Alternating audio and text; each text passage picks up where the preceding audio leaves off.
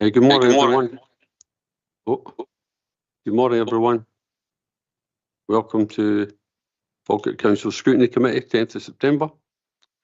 The aim of scrutiny is, of course, we're not here to criticise, we're here to try and improve services and, if need be, ask for follow-up reports.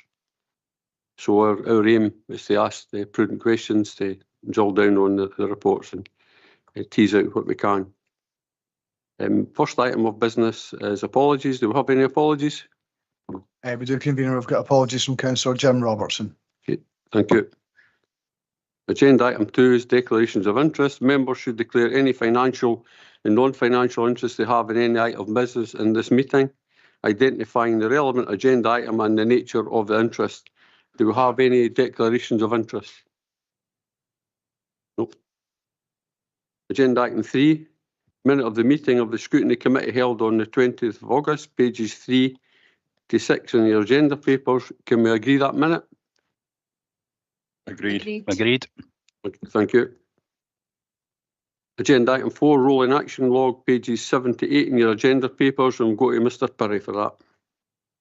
Thank you, Convener. The rolling action log remains unchanged from the last meeting, and it shows that there's 2 reports due for the December meeting, which are the roads performance report and building maintenance performance report, and we expect these to be submitted for the meeting, so there's no update on this to the committee.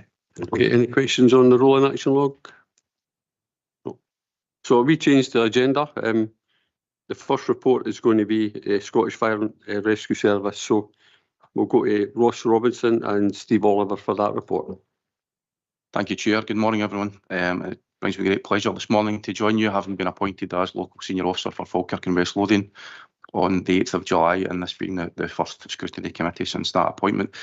Area Commander Willie Pollard has now taken up a post in the operations function nationally, and I'm also joined today by my colleague, Group Commander Steve Oliver, who's our lead for protection, prevention and preparedness within the area.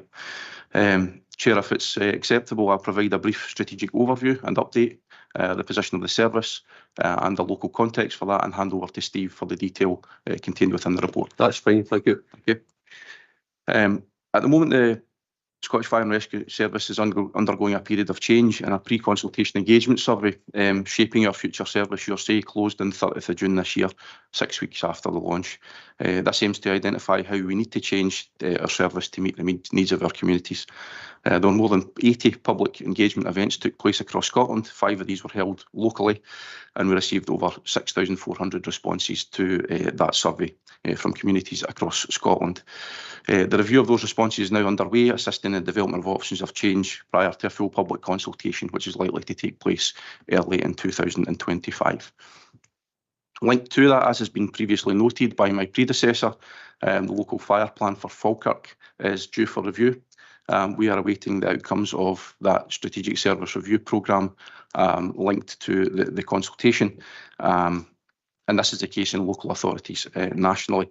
A local review is taking place, and we are comfortable that the KPIs in the current plan continue to have relevance to the area.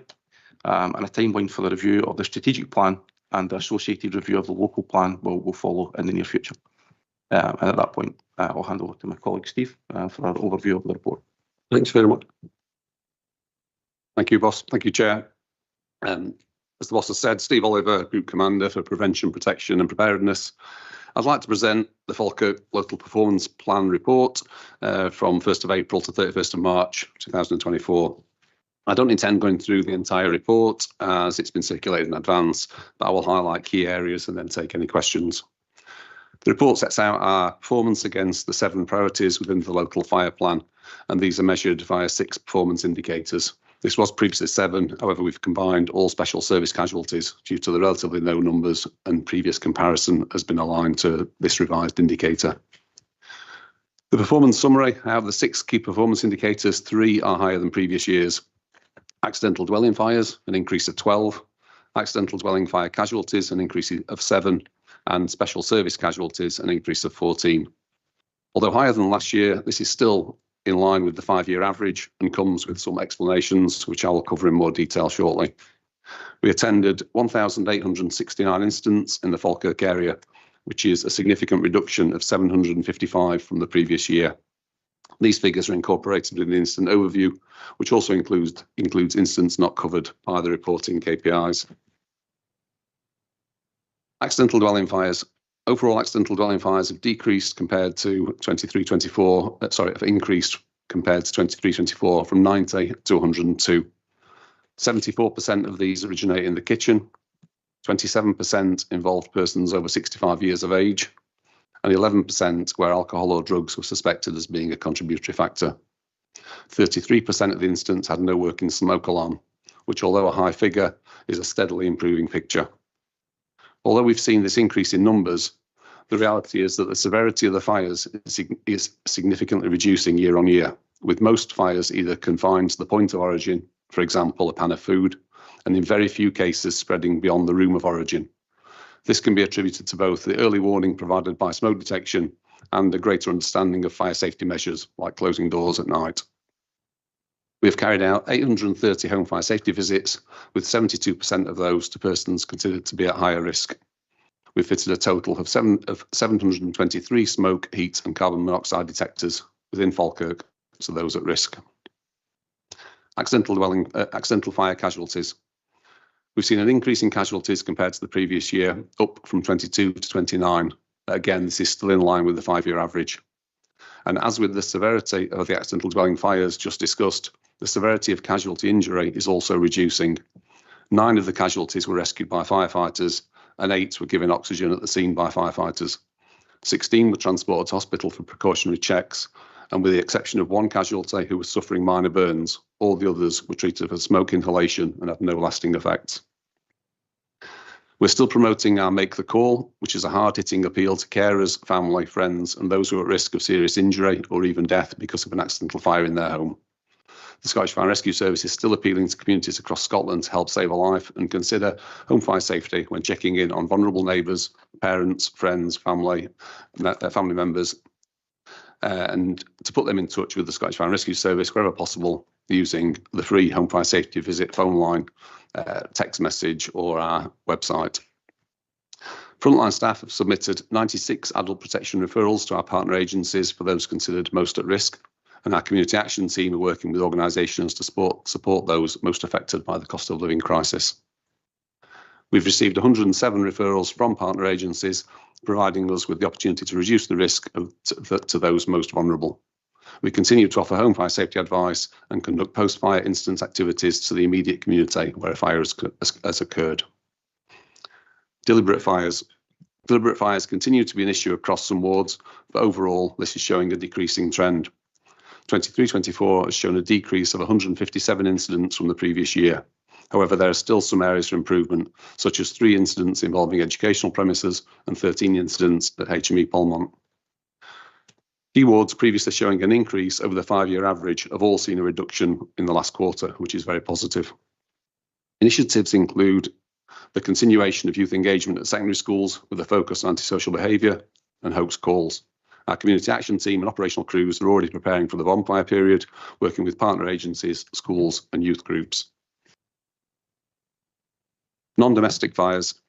There have been 57 incidents in 23-24, which is a reduction of 7 from the previous year. There's no specific type of building contributing to these figures, other than several garden sheds and 14 calls to HME Polmont, which, although a high number, is still a gradually improving situation. Of the 57 incidents, 19 were identified as deliberate. Where deliberate ignition has been determined, these are jointly investigated by an investigation team and Police Scotland.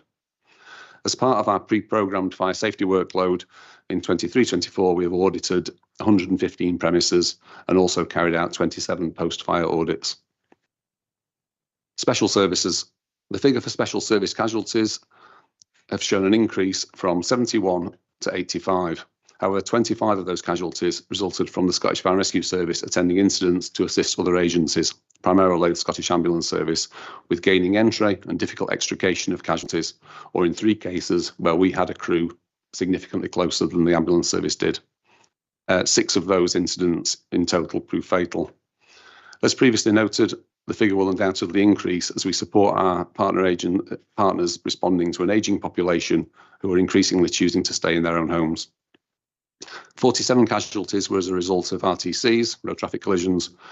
11 persons extricated by the fire service, and 25 attended hospital for precautionary checks, with a further 7 with more serious injuries. There were 4 RTC-related fatalities, but each in separate incidents. The remaining 13 were 8 rescue release of persons from machinery or removal of objects from a person, 3 rescue recovery from water, 2 of which proved fatal, and 2 suicide attempts from height, again, both fatal incidents. Unwanted fire alarm signals. As you may be aware, on the 1st of July 23, our response model changed, where we no longer attend automatic fire alarm calls to commercial or business premises unless a fire has been confirmed. As a result of this, we attended 273 unwanted fire alarm incidents in 23-24, which is a reduction of 50% compared to the previous year. So a significant improvement. Our remaining UFAS calls are now almost entirely from hospitals, care premises and student accommodation of different types, where we will obviously always continue to attend due to the associated risk. Engagement with duty holders is still ongoing, and our operational crews and fire safety enforcement officers continue to provide education and advice to all UFAS incidents we attend. The reduction in UFAS has released capacity for both the ongoing training of operational crews and also the delivery of home fire safety visits and other community safety engagement activities. Although it's early days, this would appear to be showing some positive returns in the reduction of deliberate fires and in the severity of fires and their associated casualties. Thank you very much, Chair. I'm happy to take any questions. Okay, thank you very much, Mr. Oliver, for that comprehensive report. I'll now open it up to members for questions. We'll go to Deputy Provost Balfour, first of all. Thanks, Provost. Morning, everybody. I just wondered, regarding the new legislation that was brought in some time ago for the smoke, carbon monoxide and heat alarms, what impact that has had to date? Thank you, Councillor. We've changed our process for delivering the smoke alarm fitting as part of our home fire safety visits. So we now carry alarms that comply with the new regulations, so interconnected alarms and carbon monoxide alarms. However, we would only fit those to the persons at greatest risk, because there's quite a significant associated cost with that. For persons that are considered to be at a lower risk, we would fit the old standard of single point detectors and then provide advice for them to upgrade their system as soon as they can to comply with the current legislation. Okay, so what impact has it had on fires or injuries, etc., because the new legislation's in? And do you have a rough idea of how many or percentage of the population have adhered to the new legislation? Thank you, Councillor. We don't have any specific figures. Obviously, it's quite early days as far as the new legislation is coming in. And as we knew at the time, it's quite difficult to police, for want of a better word, in that it's suspected that things like insurance companies and when house sales are going through, then that will be the only time that this is checked up on. It's impossible for ourselves to police all addresses to check that they've got the current smoke alarm requirement. As time goes on, I'm sure we will have figures that will show some reduction in numbers of calls, or numbers of fires, should I say. We may actually see numbers of calls to domestic alarms increasing as more people have alarms fitted. But unfortunately, at this moment in time, we don't have any statistics for that. But I would imagine within the next couple of quarters, we will start to get figures coming through. Okay, thanks for that. I look forward to seeing that report. Thank you. Thank you. Thanks, Provost. Thanks very much, Deputy Provost Balfour. We'll now go to Councillor Binney. Thank you, Provost. Thank you, Mr. Oliver. A very good data-driven report, actually. I have a couple of questions on your report. One, in actual fact, is about accidental dwelling fires, and you mentioned the reasons. I think that was touched by Councillor Balfour. You state in 34 incidents, 33% had no working smoke alarms present. Can you break this down to owner-occupier and Falkirk Council housing? Is this possible, this data? Thank you, Councillor. It would be possible. I don't have those figures in front of me today, but it's certainly something that we could get and provide information back from. Obviously, those addresses, as I mentioned in the report, that's a very slowly decreasing number. We're reducing that number that do not have smoke alarms by 1 or 2% each year, primarily because they're the really difficult to reach clients. They're people that don't really want us or the council or anybody else coming into their houses. And hopefully the Make the Call campaign will help us to gain access to some of those properties if we've got relatives, friends who put us onto those addresses. So hopefully we'll be able to reduce that figure, and we can find some statistics to show the type of premises that are involved. Yes, thank you. It'd be good to have that data actually, so we can see how many council houses that have not got used smoke alarms. That'd be fantastic. My next question is regarding, you're talking about fire safety, you do home visits and post-domestic incident responses. Has there been any guidance given to residents regarding storing and charging electric bikes in communal areas and inside the home? I know this is quite a big issue, especially for residents in the high-rise buildings. So I'd be interested to see regarding home visits or any other responses you have regarding this matter, regarding electric bikes, because it is an issue that some of the residents in the council area do worry about.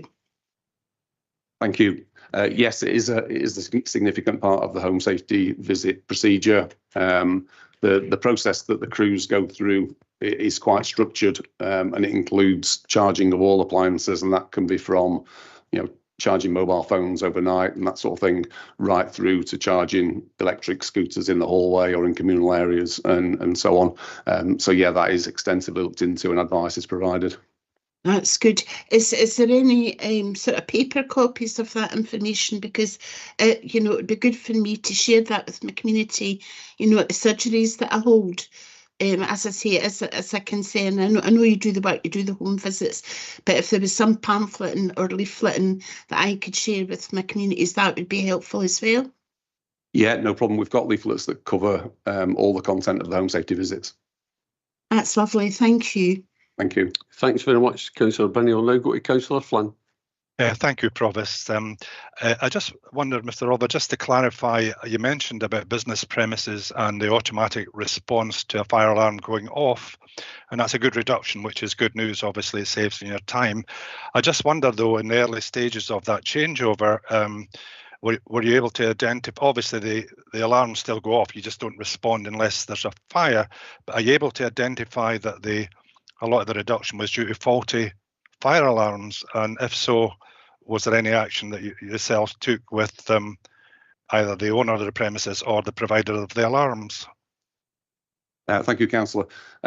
Yes, prior to bringing in the initiative, any unwanted fire alarm signals that we visited were then followed up either by our enforcement officers or were given advice at the time by the crew.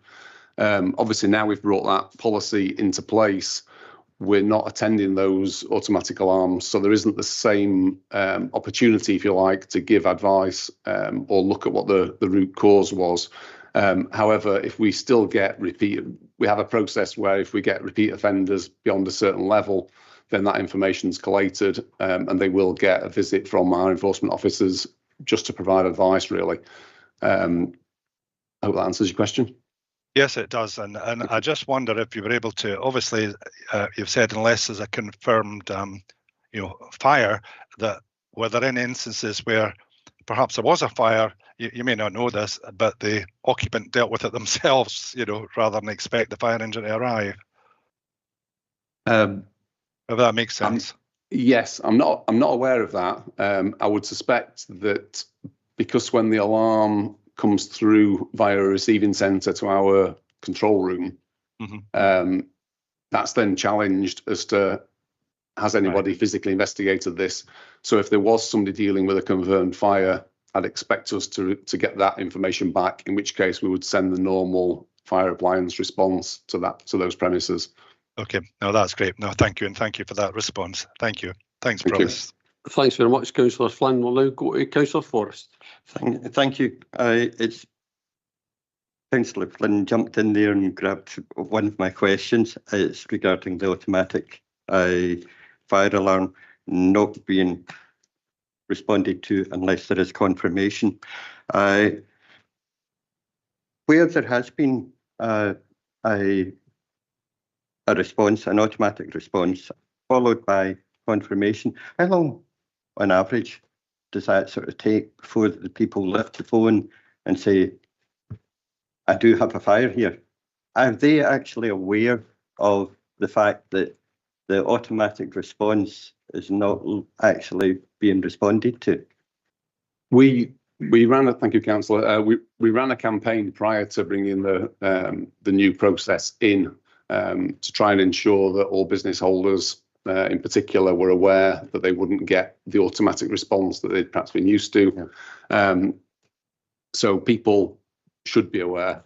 As far as the time delay is concerned, I think that's really dependent on their operating procedure. So for example, schools, care homes, they know that they make a backup call if it's a confirmed fire. So they know they've got a fire, but the alarm's going off. They know it's gone through the auto dialer to a receiving centre and then to our control room, but they still make a 999 call anyway as a backup to provide us with additional information. So that still continues and would be almost instant. For a business holder, it may take some time because it may be that the information they'll get back will be, have you got a confirmed fire or is this just your alarm sounding? So then it may take them a while to investigate that and see whether it is a false alarm or not. So it's more down to their time of response, rather than ours. I appreciate that. It is good news. I'm quite happy with that. It's just obviously if a business premises is not aware that they should be making a follow-up call, then it could obviously get to a point where the fire would be further along the line.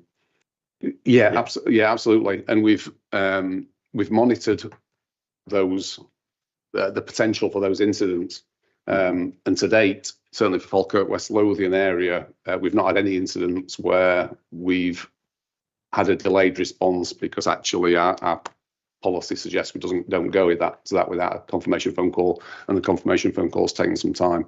So we've not actually had any of those incidents, which is what we'd discovered during the research prior to bringing that policy in, that if there is a confirmed fire, we're usually getting phone calls about that as quickly as as automatic call goes through to the monitoring station and then to our control. By the time that's happened, control are getting phone calls in from occupiers, members of the public, and so on. That's great. Thank you very much. Thank you. Thank you. Thanks very much, Councillor Forrest. Any other questions? I'd just like to ask regarding the coma sites that we have around Grangemouth, how does the fire brigade interact with these industrial sites? If there's a fire, is there a partnership working? How does it work? Thank you, Chair. There are a series of quarterly meetings that take place between us and the stakeholders on site, and obviously they have their own industrial fire service.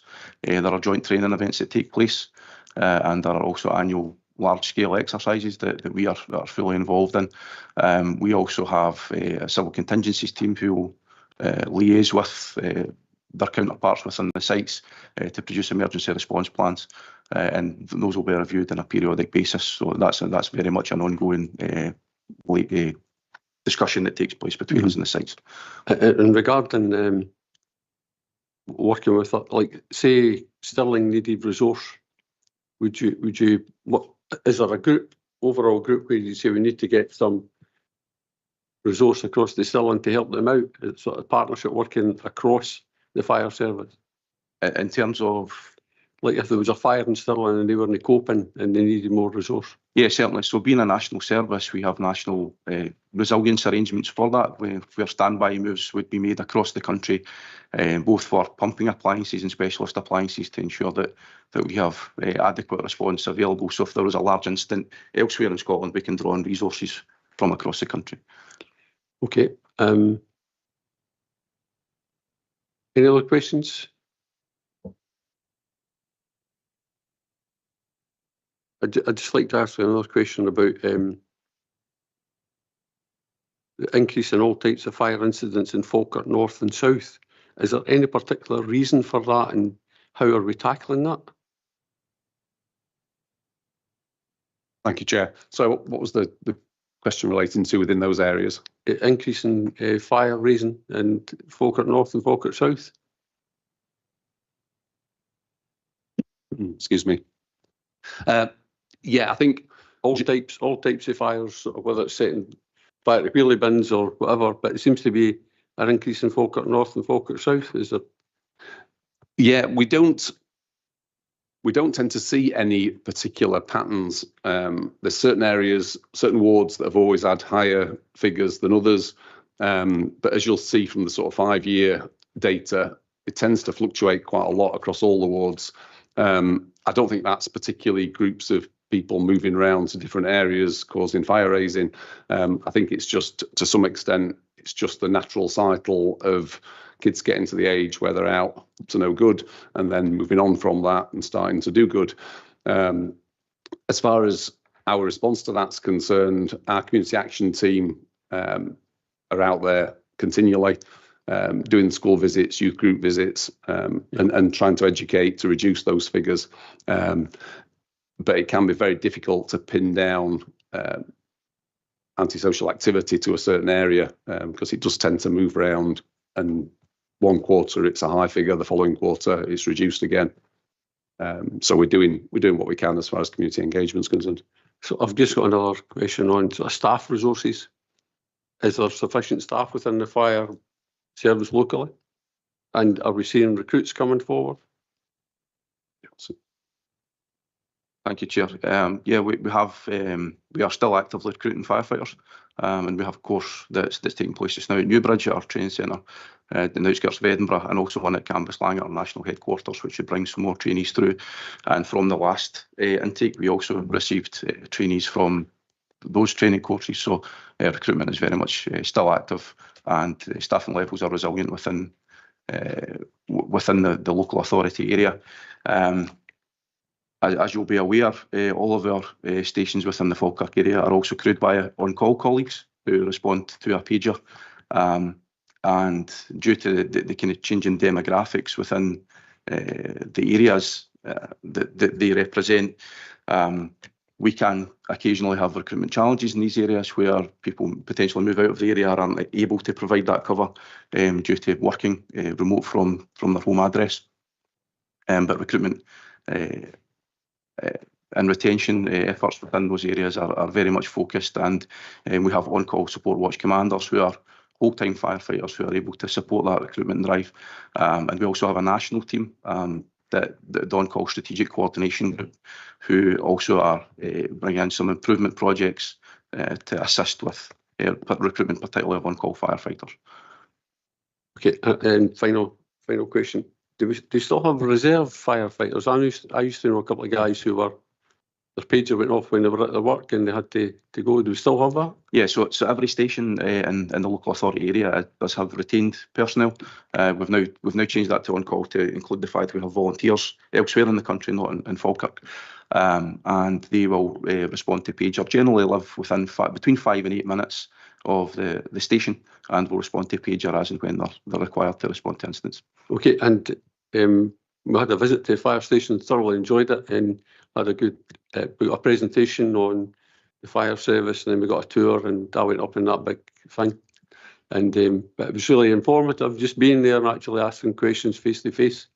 I found it quite useful. So if anybody's never been to the fire station, it's worth arranging a visit. And they've still got a poll, but I never realised they still had a poll to select, and I had a wee shot of that as well. So I'm sure there's a picture of that somewhere. Absolutely, and I would like to extend that invite to anyone who would like to visit any of our fire stations. Are very welcome. Yeah.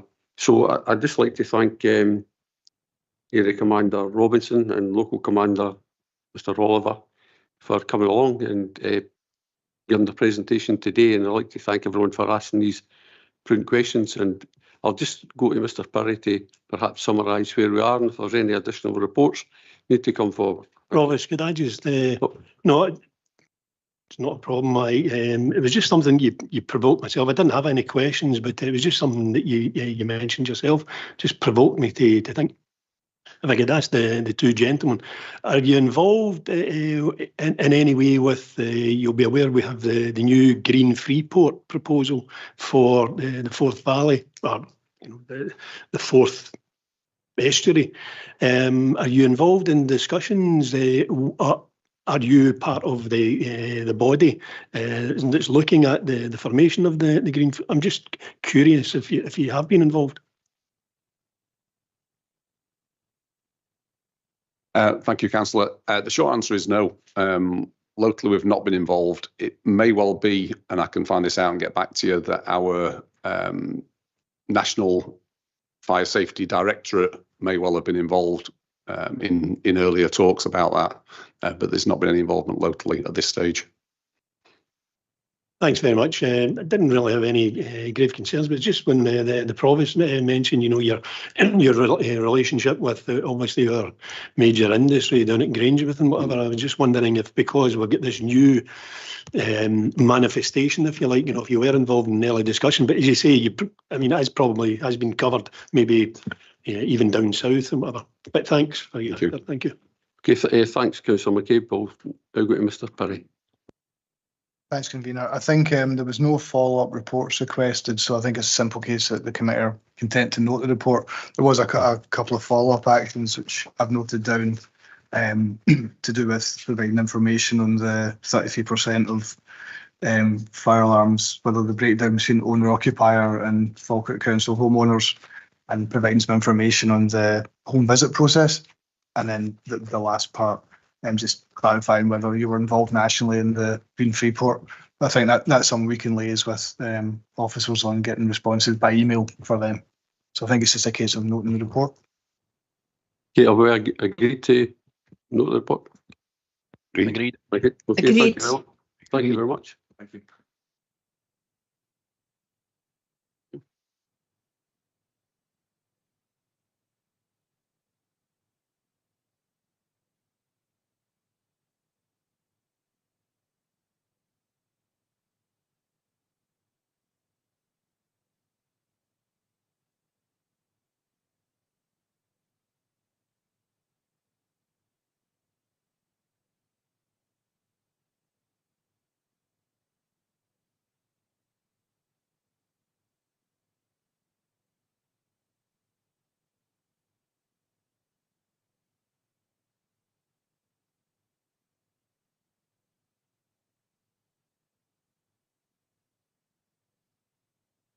Okay, we'll now move back to agenda item 5, Police Scotland Falkirk area performance, and we're joined by, is it Chief Constable? Am I right in saying it's Chief Constable Roddy Irvine? Chief Superintendent and Chief Inspector Alec Hattrick, who's the local commander. So if you would like to take us through the report. Thank you very much, Chair. Thanks for inviting Alex and myself here to speak today. My plan is just to run through briefly some sort of division-wide, Police Scotland-wide issues before handing over to Alex.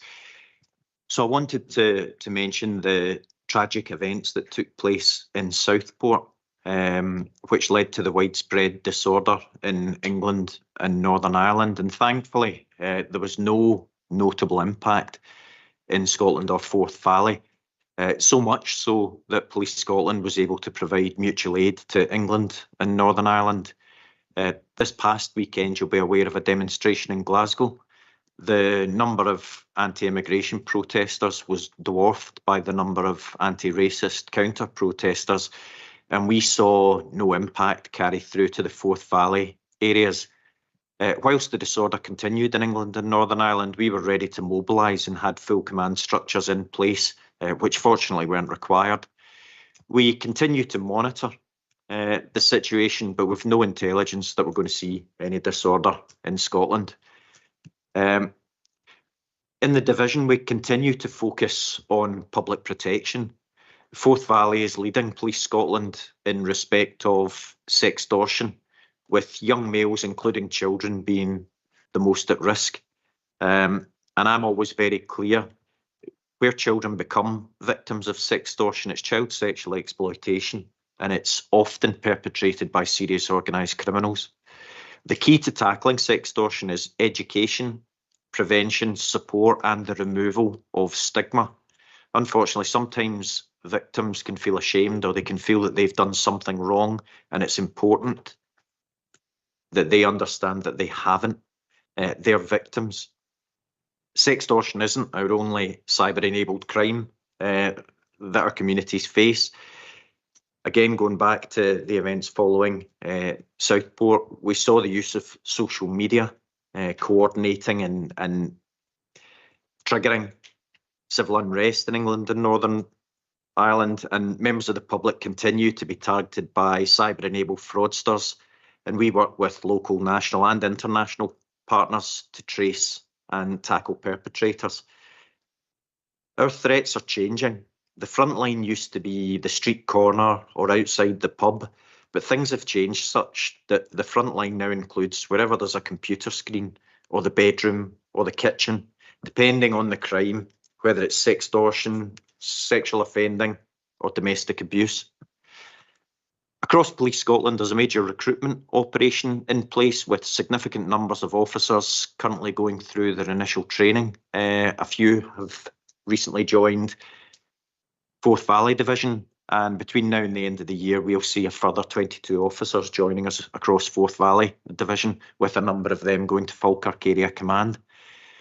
But delivering our police service isn't just about the numbers of officers and staff, it's about the efficiency and maximising the service each officer can provide to the public. To this end, the service is investing in major technological initiatives such as the digital evidence sharing capability, which we refer to as DESK, and body-worn video. So DESK is essentially, it allows us to share evidence electronically. So, for example, where a premises has CCTV of an offence, they can essentially email that to us, and then we can electronically share it with the Procurator Fiscals. It reduces workload for our officers, meaning that they can spend more time delivering the service direct to our communities. Body-worn video. So body-worn video has a major impact on officer safety. We find that perpetrators' behaviours are significantly affected if they know they're being recorded. Also enhances public trust and confidence, and also maximises the amount of officer time on the street, as the presence of video evidence maximises early guilty pleas, so there's less time spent by officers at court. Forth Valley Division is the pilot division for the local policing service delivery review. So Police Scotland's looking at how we deliver our service in local divisions, taking a service design approach. So the team's been in Forth Valley and looking at our current operating model. That's all been mapped out, and we are now validating it with people from the front line to say, yep, what your teams have assessed is an accurate reflection of Forth Valley Division. And from there, the plan is to design a target operating model and a blueprint for policing in Forth Valley Division that will get rolled out across Police Scotland. So the challenges that we're facing continue to develop and change, as I touched upon, whether that's as a result of the impact of mental health, an ageing population, the cost of living and vulnerability. And that means our close collaboration and the continuation of our partnership working has never been more important. And I can assure you Forth Valley remains committed to that. So I'm happy to hand over to Alex now for the main body. Thanks, sir. Good morning, everyone.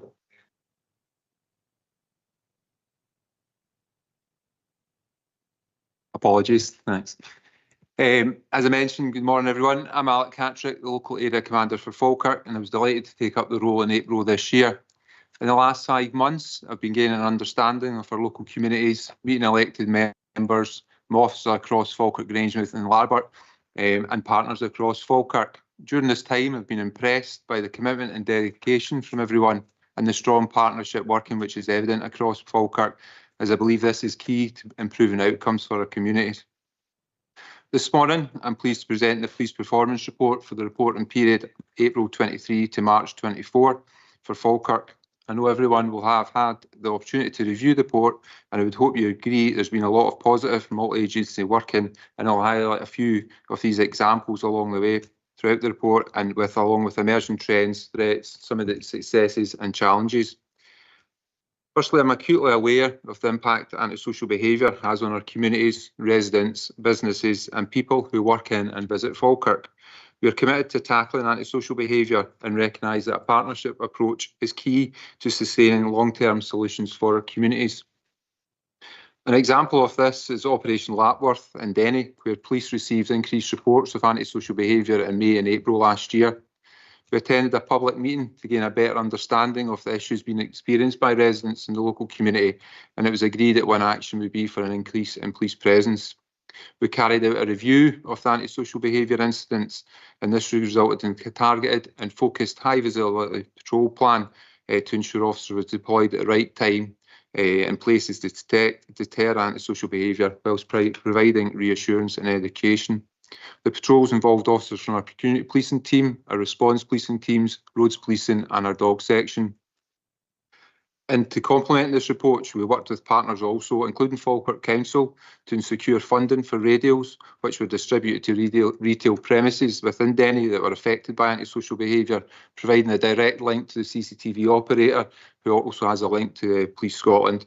And through our partnership agreement with Falkirk Council CCTV, the CCTV capability in Denny was significantly improved, which proved beneficial in identifying offenders and deterring antisocial behaviour. And this model has subsequently been rolled out in Bonnybridge and Stenishmuir. Again, our school-based officers, they delivered and continue to deliver inputs to all year groups about antisocial behaviour, highlighting the impact this has on individuals and communities. And we're involved in delivering diversionary initiatives, engaging our young people and preventing them from engaging in antisocial behaviour, such as our Twilight Sports programme in conjunction with Scottish Football Association, local community groups, Scottish Fire and Rescue and Falkirk Council. We continue to be proactive in targeting drug dealers across Falkirk Area Command with the support from our divisional proactive team and national divisions, and we're working with partners to support the vulnerable.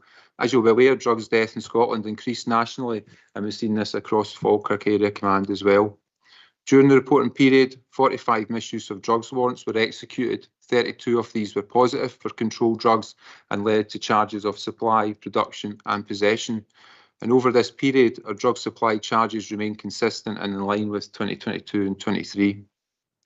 We have an intelligence-led approach to tackling drug dealers, and I'm grateful for the intelligence that members of the public provide, and I would encourage them to continue to provide intelligence to the police and through Crime Stoppers or Anonymous, which is entirely anonymous.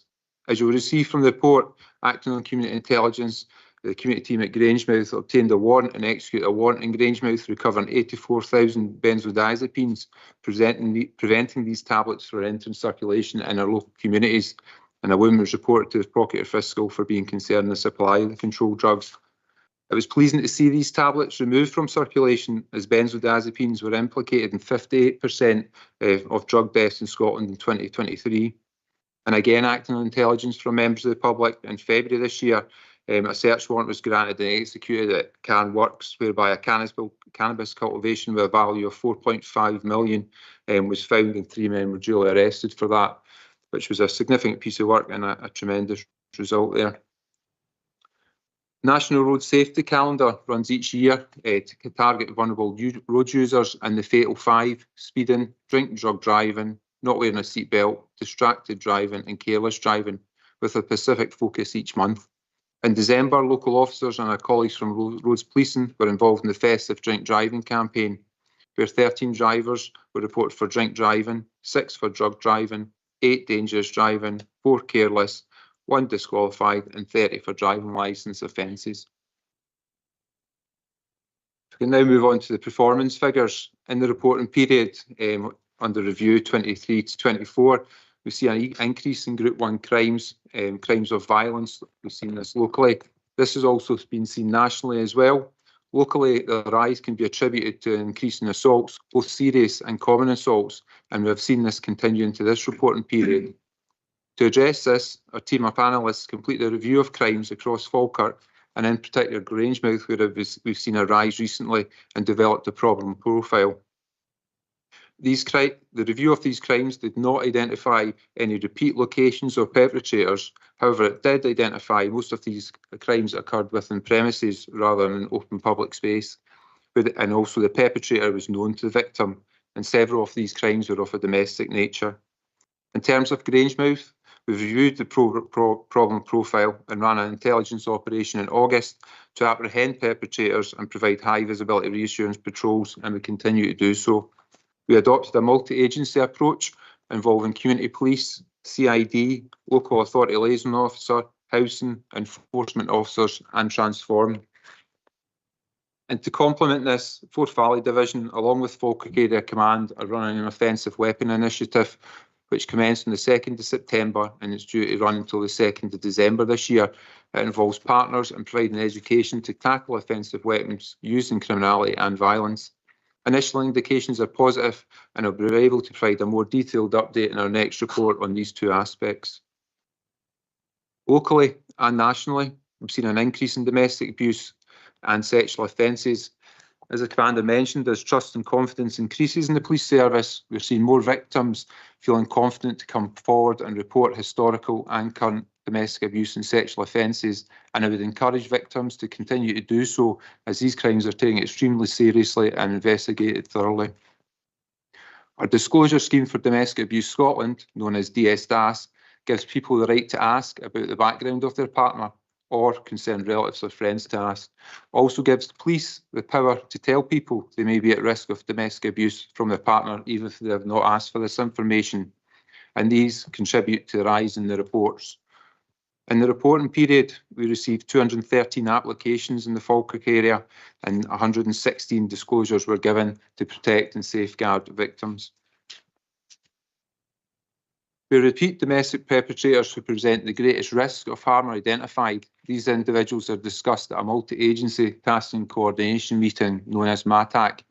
Partners meet together to share information, support intelligence development and proactive enforcement action led by our National Domestic Abuse Task Force, who will identify previous partners and proactively visit them to ascertain if they have been a victim of domestic abuse.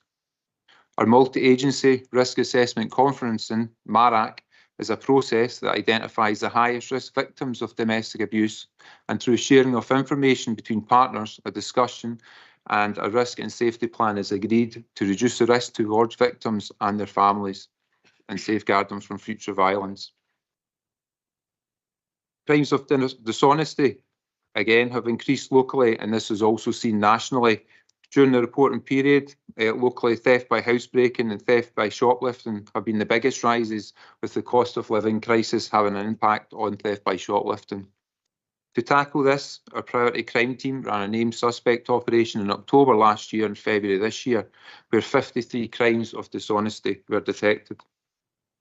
Our community policing team, along with our partners at Falkirk Delivers, our Divisional Crime Prevention Officer, Retailers Against Crime and the Scottish Business Resilience Centre, continue to work together to identify prolific shoplifters, provide safety and security advice to retailers to help them safeguard their businesses against theft.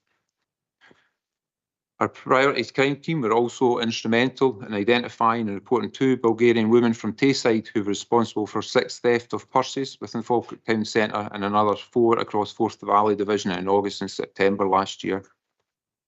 During this reporting period, as I mentioned, we'd seen an increase in theft by housebreaking, coupled with a rise in the theft of high-value motor vehicles across Falkirk Area Command, and this was seen across the division as well.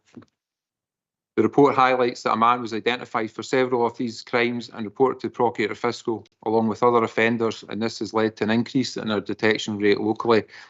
And I think obviously where the division is based centrally within Scotland, we obviously get a lot of people travelling into the division, and a lot of these offenders are coming from other divisions out with Forth Valley. To tackle this issue, our analysts assist in identifying location, days, dates and times, and a policing plan was implemented. To date, we're seeing a decrease in 24 to 25 compared to last year in terms of theft by housebreak and theft of high value motor vehicles, but we'll continue to monitor this and ensure our policing plan is robust. We've seen increases in road traffic offences also over the reporting period.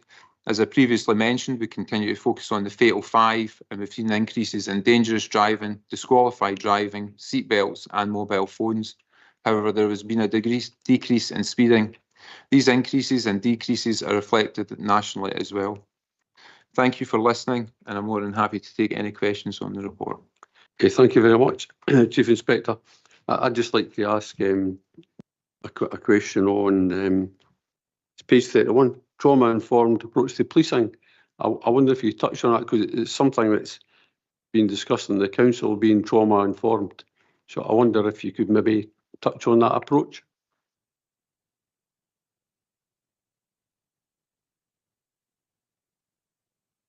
Yes, certainly, no problem. As you'll see from the report there, it's recognising that a lot of people that come to maybe the attention of the police have maybe had significant trauma in their childhood or early adult years. So there might be a reason that they're acting the way they're acting when they're committing offences. So it's been identified that there's 4 levels of trauma skills and knowledge: basic, skilled, enhanced and specialist. And it's been identified that all police officers should be trained to the skill enhanced level, and all officers who carry out the role of sexual offences liaison officers to the enhanced level. By officers, and there's different modules in that which officers can take part in, and it will give them informed and the knowledge of how to support these individuals and make sure they're listened to and they receive the appropriate support moving forward to help them move on from the trauma that they've experienced. And it might help with less reoffending. Yes. Going forward, if they're treated with respect and dignity and understanding what's happened in their life, probably. Yeah, and I think, you know, you can see it where officers engage with individuals and they're supported, the trust and confidence in the officers, you can see that, and then they probably move on to better outcomes in the future. Okay, thank you. We'll now go to Deputy Provost Balfour. Thanks, Provost. I've just got a few questions. The first one, you mentioned that there was some new staff coming in. I wonder what the current situation with the local community staffing in each area. Are they fully complemented at the moment? Thank you, Councillor. At the moment, across our community policing teams, there is some vacancies just now. In light of, as I mentioned, the recent increase in disorder and violence down in Grangemouth, we had to reshuffle some of our community team to give Grangemouth some cover. We now have 3 officers covering Grangemouth. It does leave a couple of vacancies in other areas across Falkirk Area Command, but other officers are just covering those just now. And as the divisional commander mentioned, we've received 4 probationers into the division just at the start of this month, and we're due to receive another 22 by the end of the year. So with these officers coming into the division, we'll be able to get, there's a suitable no vacancy list for community officers. So once these officers come into the division, we'll be able to get our community positions filled. Okay, thank you. That's encouraging. Right, the next one is, I noticed that in the report that you mentioned joint operations with organisations such as VOSA to check vehicles for safety and make sure they're complying with various aspects of owning and running a vehicle. As far as I'm aware, if there was, for example, a commercial vehicle that was very smoky, especially considering climate issues at the moment, people could contact VOSA regarding that, and these vehicles would be checked out. But I just wondered, what avenue does the public have if there is a privately owned vehicle, like a car or van or whatever, that was very, very smoky, especially newer vehicles. If they're very smoky, it could be because something like the DPF's been removed or something. What avenue does somebody have to report that to get that checked out? There's a number of ways they could report this issue. If they could either contact us through 101, or there's online reporting on our website, Police Scotland website. Or if they wanted to report it anonymously, as I mentioned as well, they could also contact Crime Stoppers to report that information. And we get all information from Crime Stoppers, and it is anonymous. I'll just re-emphasise that we don't get the details of who's provided that information, and that's fed through to our intelligence department, and that can be reviewed, and then that can direct where we carry out specific operations with our partners in VOSA and Roads Policing as well to target these vehicles. Okay, so if it's individual vehicles, then the police would, if that was reported to the police, then they would take that forward. We can certainly, yes, we'll look into it, yeah. Okay, thank you. Right, another one that's in the report here is events in emergency planning. There's been a number of larger events or marches in Falkirk, Bowness, for example. I just wondered what lessons had been learned from the previous processions, such as in Bowness, and what lessons have been learned from that, and then in other areas there seems to be some issues with these similar processions. What has been taken from these lessons learned to try and mitigate the issues in other areas? And is there any other changes that you envisage to the procedures to try and mitigate these issues?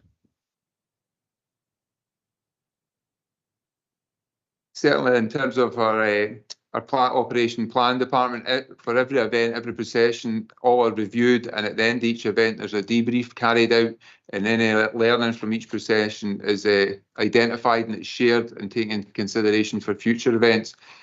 And all events are based on a proportionate policing response given threat, risk and harm, so that will all be taken into consideration. I'm not aware of any specific issues, certainly. None's been fed back to myself in terms of recent parades or anything like that. Okay. Okay. I think that's all the questions I've got at the moment. Thank you. Thanks. Thanks, Provost. Thanks.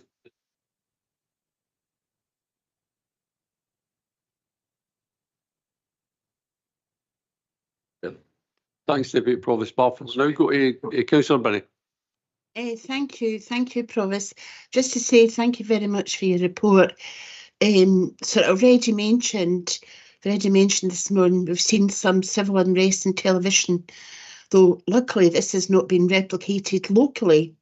However, fake news can have a negative and harmful effect on our communities. This can result in fear and transcends sometimes into rumour, bias and prejudice. So my question is, how can we engage and involve our communities to break down this cycle? Can we do more as a police service to promote facts without breaching any sensitive information and compromising the criminal process to quell any potential unrest in future? Thank you. Thanks very much for the question. When I spoke about our command structures with regard to the events in England and Northern Ireland, there was a very detailed and well-developed communications plan there. We'd engaged with various local communities, faith communities, to understand what their fears were and how they would value being reassured. And sometimes it's understanding what not to say, what to say and when to say it. Whenever we encountered any kind of fake news or whatever, we very robustly challenged that. And I think that's a role not just for police, I think that's a role for all of us. and again, I go back to partnership working, understanding our communities, engaging with our communities, you know, our community officers, our school-based officers, gathering that intel, feeding it into us so that we understand how people are feeling. But that's an ongoing, you know, not just with regard to recent events, but that's just an ongoing practice that I think we all have to engage in. Thank you for that, and I'd certainly appreciate that, and I do know that I've got a part to play, and it's good that I'm potentially maybe getting a briefing from yourselves in future if there's going to be any potential impact in my community, more a generalisation so that I'm aware, you know, what I could be aware of actually when people come to me, but I do appreciate that. I have a second question. It's actually on online safety, and I'm really pleased that presentations have been delivered to our young people in relation to online bullying, and I believe this is a big problem in society today. So do we have any data on this and how prevalent it is? Knowing the extent, I believe, is important for future monitoring. Do you have this data on this? And can it be provided? In terms of online Yes. criminality, obviously, as the Commander mentioned earlier, in terms of sextortion and stuff like that as well, that is seen a significant rise and stuff like that. So that we will have data in terms of sextortion that we'll be able to obtain, and we can provide that information. That's really good. I'm really pleased about it. However, is there any information on online bullying that harms their young people? You know, other ways of harming them, or is the data that you've got quite specific on a certain issue, like sextortion? I think it's predominantly sextortion rather than online bullying, but I can certainly go away and speak to our school-based officers and stuff like that to see if they've got any specific information in relation to online bullying, and I can provide an update. Yes, thank you. That would be really good for future monitoring because, as I say, I do think it is a big issue in society. Thank you. No problem at all. Well, now, thanks, Councillor Binney. We'll now go to Councillor Kelly. Hi, everyone. Most of the questions I was going to ask from Chief Inspector Hattrick, you answered them in that excellent report you gave. It really was quite full. You know, things like partnership with crime, early intervention in tackling crime and that. And you answered all that without me having to ask questions. But can I come back to you and can I congratulate your force on the amount of drugs that you've taken off the streets of Falkirk?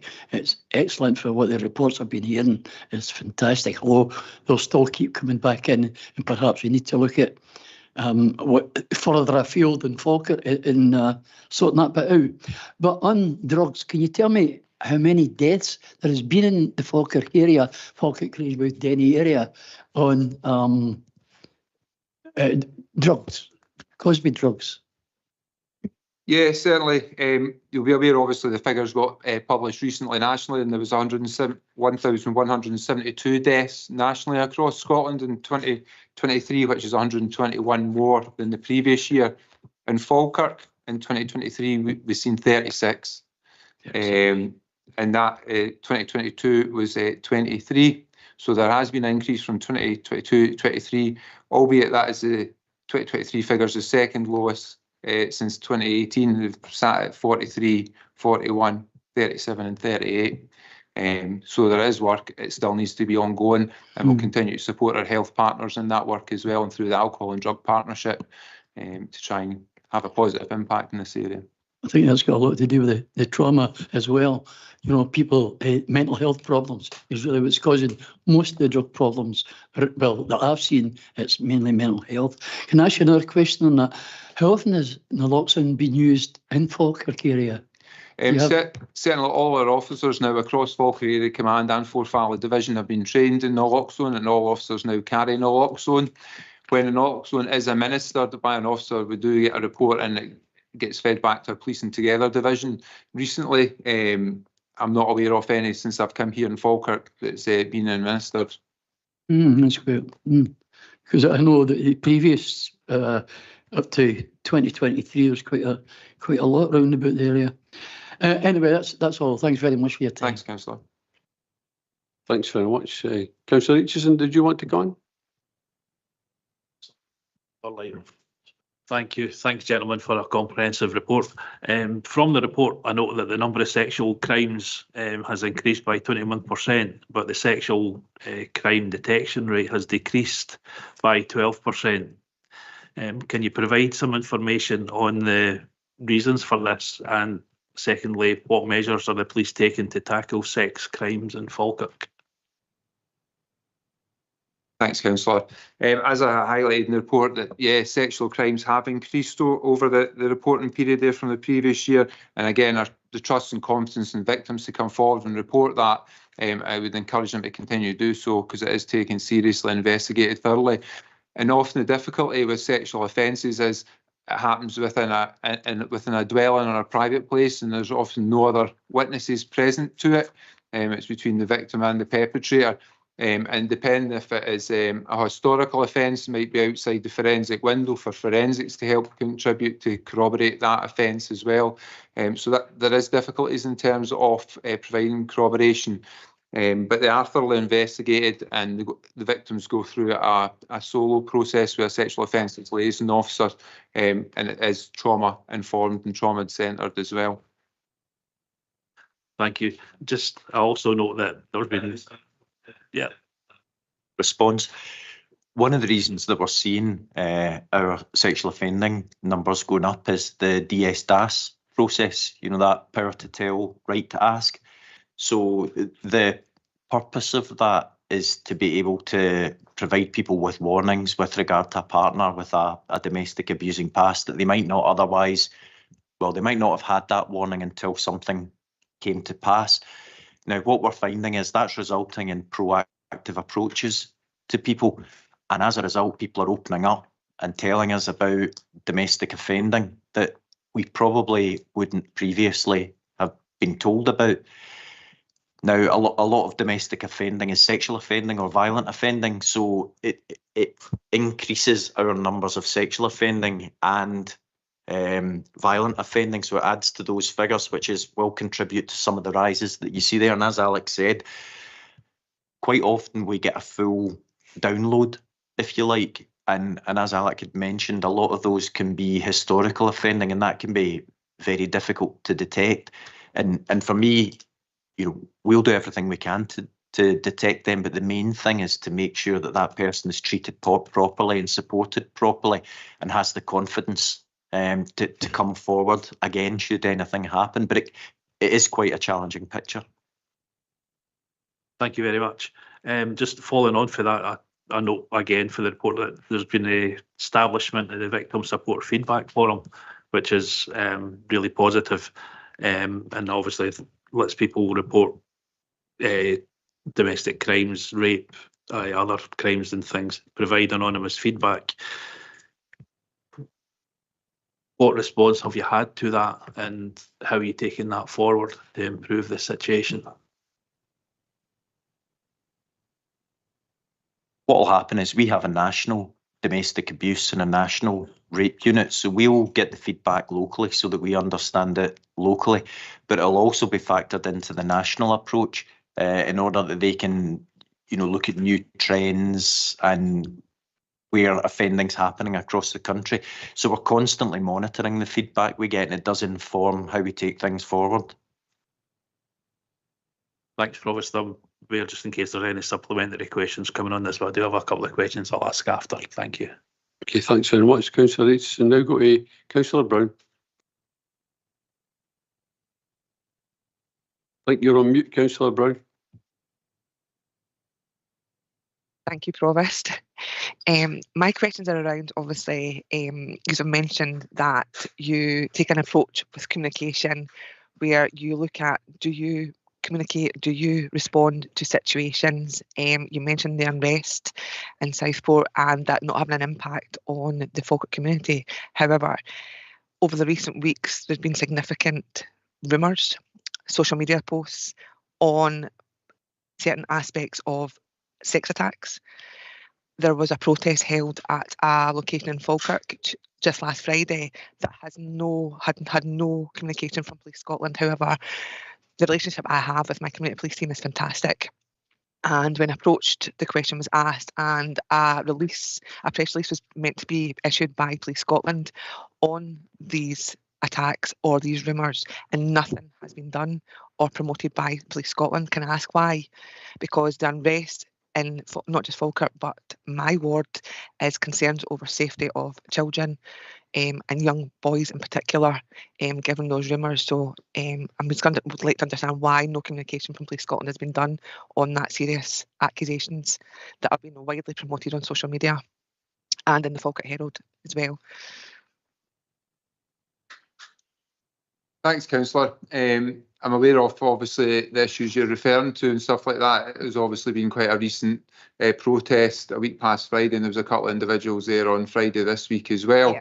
In response to it, there is obviously 2 ongoing criminal investigations, so we're unable to comment on them. However, we did get in touch with our corporate communications department, and a statement was prepared. And the corporate comms for Police Scotland do have a statement on hold in relation to that, and we'll release that to the media should they ask it for it. Okay, because I've been advised it was asked for and it was to be communicated, so I was concerned that it hadn't been given the level of backlash and concern from Falkirk district communities over the seriousness of this accusation. I think it's prevalent that Police Scotland are seen to be dealing with this situation and giving some reassurance of safety for these communities, which I don't feel has been given so far. Okay, well, I can give you reassurance that we are aware of the issue and the individuals responsible within the area. Okay, thank you. Okay, thank you. Councillor Aitchison. Yeah, thanks, Provost. Mr. Riven, you mentioned when you were giving your report earlier on about the body-worn cameras. I'm aware that it was publicly announced a few weeks ago that was the rollout of that was being put back to next year.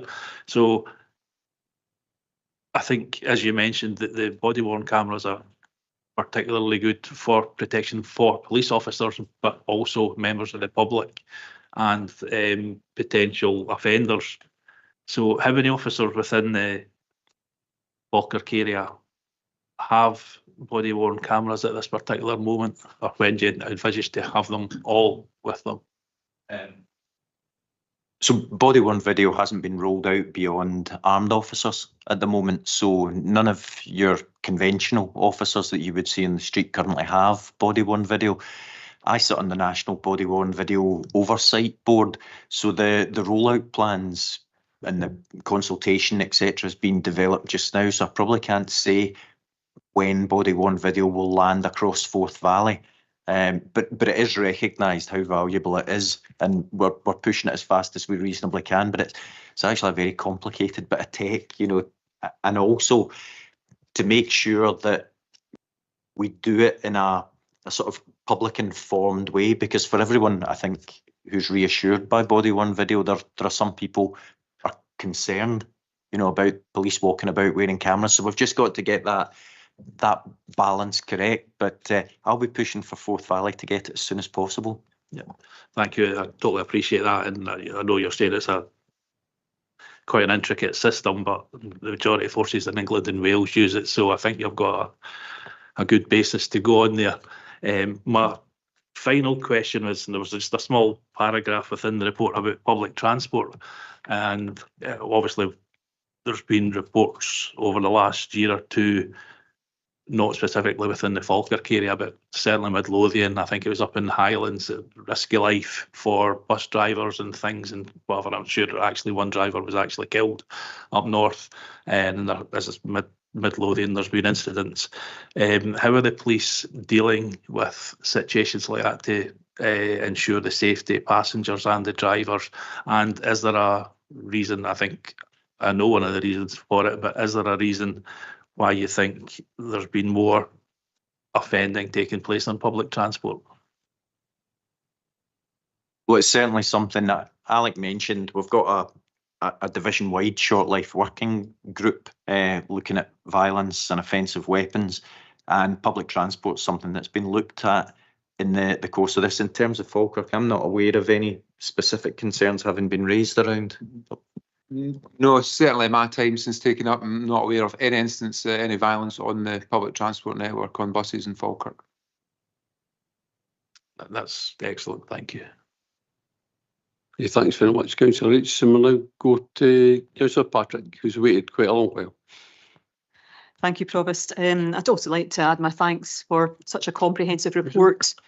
And we've touched on so many different areas in that. And the paragraph that jumped out at me when I first read the report was just really about partnership working and how crucial that was, because we have different topics of different areas of crime and incidents. And I just wonder, could or should we be doing this better? And it might be almost from other bodies helping the police side of it.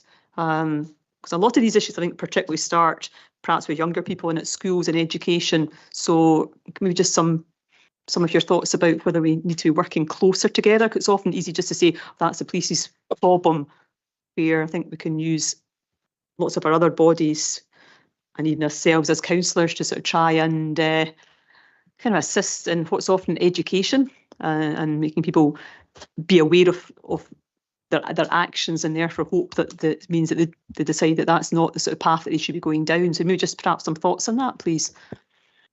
Thanks very much for the question. So I've worked in our West Command, North Command, and now East Command, and actually some of the partnership working I've observed across Forth Valley is very, very strong. So I think where we are just now is a strong position. But I think quite often when police act on their own, we're very good at suppressing or temporarily displacing crime and antisocial behaviour.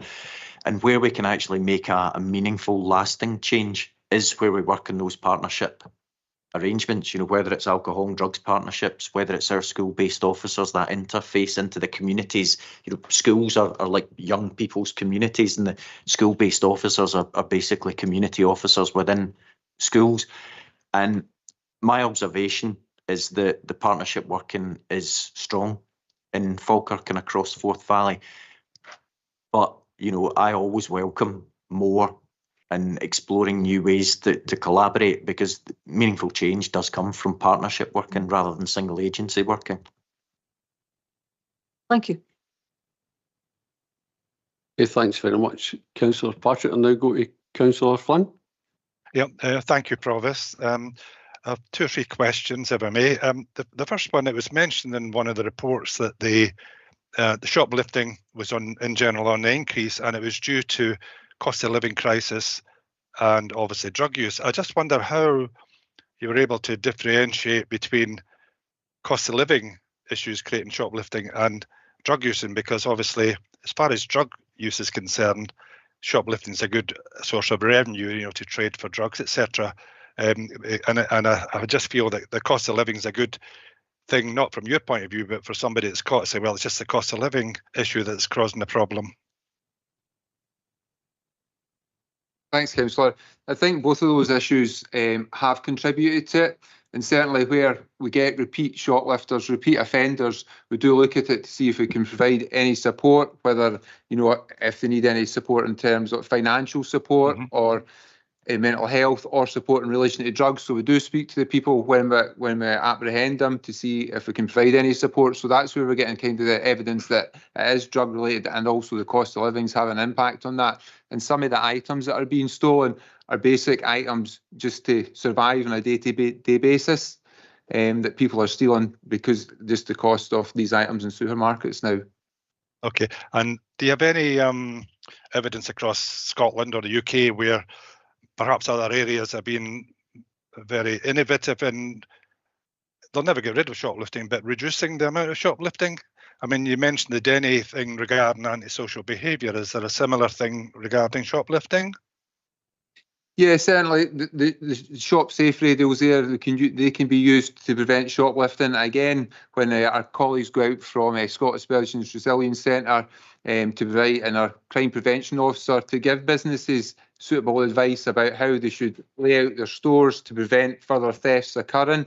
We can only provide that advice. It's whether they take that advice on board, because often it's maybe a national company and they have floor plans that they stick to and they can't move items. And particularly high value items sometimes can be next to the door and people just go in and take them and running straight out the door. And again, investing in CCTV helps deter offenders from entering the premises. So we'll continue to give appropriate advice, but it's whether the businesses take that on board. Okay, no, thank you for that. That's good to hear. My second question relates to page 41, road safety and road crime. It's dangerous driving and speeding. I just wondered, I'll pose the whole question, is there an overlap here between it? Because dangerous driving has gone up by 40% and speeding has gone down by 25%. Now, I just wonder if you're still maintaining, I don't know what they call them nowadays, radar traps and checking on people speeding. If that's been reduced, then you're just not catching enough people. And if in the dangerous driving, I hope this makes sense, if somebody's collided with something, hopefully not a person, but a lamppost or that, then obviously that takes priority rather than charging them with speeding. I travel the A905 and the Belsight Road often, very, very often, and I see a lot of instances of people tailgating and speeding, and it concerns me a lot. Thanks, Councillor. Certainly, in terms of some of the dangerous driving offences, that will incorporate speeding as well, but we'll just not be able to prove what speed we're doing because we wouldn't have had the handheld speed device to measure the speed. So dangerous driving will incorporate some speeding as a contributing factor to the dangerous driving. In terms of the speeding, yeah, you're correct, it's down 25% there, and nationally speeding's down 23%, and that's maybe contributed to a number of reasons. Our community officers have been instructed recently to assist response policing and stuff like that. So there's maybe been less handheld radar carried out in our communities. And also the camera safety partnership van, they base the sites, depending on where they site their vans for speeding, is based on collision statistics. So it might be, they might have been in other areas, not in Falkirk at particular times, they might have been in Stirling or across in Clackmannanshire. So that can contribute to the rise and fall in the number of speeding offences as well. That's where the majority of our speeding offences come from, is the camera safety partnership van. Okay, and a final point on that, and thank you for that, explains it, is that have you any input into any of the councils, Falkirk Council or yourself? It strikes me that rather than have the handheld one, that some areas could, for a period of time, have fixed cameras, just to catch the offenders and hopefully get them into a better habit of driving. Is that an opportunity that you have or not? Yeah, we can certainly feed into that. We have a quarterly road safety group within the division that the camera safety unit attend as well. And there's also the one down at towards Camelin from Falkirk Town Centre. There's a fixed camera there, as you might be aware. And again, they're based on statistics where the majority of road accidents and that occur. So if we identify a particular site, we can propose that site, then it will be reviewed by the Camera Safety Partnership and our colleagues in the council as well to see if it would be possible to get a fixed camera. But locally, our community policing teams, response teams have access to handheld radar across the division, as do our roads policing colleagues as well, who also assist in that. Okay, no, thank you, and thank you for that. Thanks. Provost. Thanks very much, Councillor Flynn. If I could add just to that. So roads policing is a real focus across Police Scotland at the moment, and it's a focus for Forth Valley Division. And what we're finding, so with any serious road accident, we would always do analysis to look at what were the contributory factors. And a major contributory factor across the country is driver behaviour. So there's work being done now in terms of education, but particularly how to educate. So the people whose driver behaviour is typically contributing to crashes are difficult to reach people with the education message. You could tell me, you could come to me with an education piece about how to drive safely, and I would adhere to it, but I'm not driving like that in the first place. So with someone who's likely to be driving poorly or beyond their ability, we're currently looking at how do we not just give the message, but how do we ensure that it effectively lands with sort of hard to reach driver communities? Because it is driver behaviour, I think, that we're seeing quite as a major contributing factor across Scotland. No, may I add into that, Provost? I think that's very important. One of the things that has rung a bell with me quite a lot is the fact that the number of people, you see on TV, you hear it on your reports, uninsured drivers and driver behaviours. And I suspect that a lot of it starts at school, where you get 17-year-olds who want to learn to drive, but the huge cost of that, and we're back to the cost of living and all the rest of it, means that they can't afford it. So therefore they don't learn to drive properly, they don't pass their test, and these people obviously become adults, and that contributes to that. I just wish there was I don't know if it's a charity or an opportunity to fund some of these younger adults or children, to get them through a driving test so that we avoid the problem. We're proactive, That's just my view. Thanks. Thanks very much, Councillor Flynn. I've attended the Safe Drive Stay Alive event a number of times, and that is quite hard hitting. And you see all the pupils for the school who go to Stirling University, McRoberts, and listen to the story. And it starts off sort of energetic, and then the actual reality kicks in, and you hear the whole story, and everybody's in tears. And I think it really is quite impactful. So if you've never been to the Safe Drive Stay Alive, when it comes into your mailbox, I would encourage you to go along and support it. We'll now go to Councillor Ansell. Thank you, Provost. One's just a brief interest, given, as most of you know, I've just recently retired from Network Rail. I'm just interested to know what interaction you have with British Transport Police, particularly since it's in the wind that ScotRail is going to now retract their no alcohol policy on trains, and also regarding forgive me, I've been at the dentist this morning, and also the road traffic thing. Network Rail do quite a good, especially during the summer, they do a lot of road vehicles, especially round level crossings to prevent. I just wondered if you'd thought of any sort of 2-minute videos similar to they do. That would be part one. Thanks, Councillor. We do actually have really good relationships with local officers from BTP here in Falkirk, and they have assisted us last year when obviously Falkirk was playing Stirling Albion and likes of Al Athletic as well. We ran joint operation with our BT colleagues, and they assisted with policing the trains when they went through in the stations and stuff like that. So there is good links in there, and we do share intelligence with the British Transport Police as well. That's good to know. My final question is around antisocial behaviour. Is it at all possible for, I'm not saying names, dates, but sort of a kind of guideline figures as to what antisocial behaviours is being recorded in each ward? Yeah, we should be able to get that. That should be easy enough to break down, certainly. That shouldn't be an issue.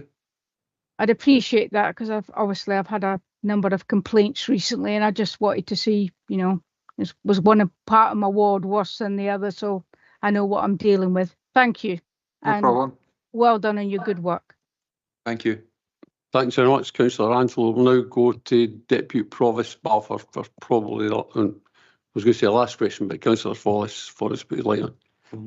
Deputy Provost Balfour. Thanks, Provost. I'll try and make this quick.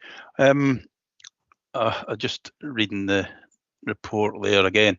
On the driving section, there's careless driving, dangerous driving, drug driving, disqualified driving, licence offences and drink driving. One of the other issues, I would say, that's quite a major issue in the local area, and I'm sure everywhere as well, is parking issues, especially at our local schools. Earlier in the year, I ran a short campaign on the issues with dangerous parking at schools. And the schools, the local primary schools were involved, and also the high school and Carn Grange High School as well. So it was quite effective, but again, quite short-term, short-lived. I would also like to thank PC Marr for his assistance with that at the time. It was very good of him to help out. I just wondered, as we're coming into darker mornings, is it possible for the police to maybe give a wee bit extra focus on dangerous parking at schools as we're coming into the darker mornings in the winter? Thanks, Councillor. Certainly no problem at all. I can certainly speak to my community teams about that and we can get that arranged. Because as you say, we do have a focus on it and we want to keep our children safe going to and from schools. And we've obviously got junior road safety officer. I don't know if they're here in Falkirk Area Command. I was in Clipmanshire before I came here. And some of the pupils are junior road safety officers and the police, and they assist to go out and speak to parents and educate them as well. And that tends to be quite impactful. So we can certainly look at that, but we can certainly arrange for some additional patrols just to the darker mornings and nights. Okay, that's fantastic. I would be happy to get involved if that is deemed appropriate. Just contact me whenever. Okay, thank you. Thanks, Provost. Thanks, Deputy Provost. Councillor Forrest. Thank you. I'll make this as quick as I can. First of all, thank you very much for your concise report. And given the number of questions, you can see the level of interest that we have in you. The report shows that the number of domestic abuse incidents reported to the police has increased by 4.5%, while the detection of these incidents have gone down by 8.7%. It's known that most of the crimes of domestic abuse are not reported. And obviously those figures would change quite dramatically if they all were. Could you provide some information on what the police are doing to tackle the domestic abuse out with the incident reporting? And just as a wee add-on, since most of the crimes of domestic abuse involve a male perpetrator on female, can you tell me if there's any actual measures being taken by the police to counteract gender-based violence, particularly in schools? Because that's where most of this is. If it's not learning in schools, then it's learning in home. And I'm just wondering if you could add a wee bit of insight onto that. Thank you. Thanks, Councillor. Certainly, as you highlighted, just in terms of domestics, there has been an increase there, and nationally there's been an increase as well. And nationally, the increase has been 22%, so we're obviously under that as well. In terms of the detection rate, when these figures were obviously published, there will be still inquiries ongoing in relation to some of the domestic abuse inquiries, so they would still be getting investigated. These figures were correct as of the 9th of April, so yeah, so they're a wee bit out of date, so they're not accurate figures. So that would hopefully improve because some of those inquiries are ongoing type thing. In terms of domestic abuse offenders, just as I highlighted earlier, our MATAC process and all agency meetings that take place, they target the highest domestic abuse offenders to make sure an appropriate enforcement is taken there. And when they do go through the court system, our colleagues in social work, we obviously undertake programmes of work and everything like that with our colleagues in social work to help prevent them from going on and committing further domestic abuse and offending as well. So that's an important tool as well. And in terms of gender-based violence, we obviously sit on different partnerships and that, and you're right, getting that early education in school and making that clear to pupils as well, and working with partners and trying to educate them as best as we can is probably key, in that early effective intervention there in schools is important, and the school-based officers assist in that programme of work as well. Obviously, I'm not thinking of leaving it all to the police. You know, obviously, it's everyone should be taking part in it. And thank you for your answer. Very concise. So just violence against women and girls is a national priority for Scotland, and I think it's important to examine the name there. So it's not just violence against women, it's violence against women and girls, recognising that the point that you raised there, that young people can be significantly affected. So that's a national priority that's getting national focus, and that's getting rolled out across the country. And we're doing our bit locally to deliver on that. Okay, thank you very much for that, James. Thanks, Councillor Forrest. Now get Councillor McCabe. Thanks, Provost. Realise we want to move on, but it's been fascinating listening to the report stroke briefing. Thank you, gentlemen. Really been very good. I felt the report, there was a couple of wee things was a couple of holes in it, I felt. But Mr. Irvine, can I ask, Commander, Chief Super, or? No, it was just, you know, I mean, if we do promote you, we end up sending you back to becoming a constable, you know, but, albeit Chief Constable, but yeah.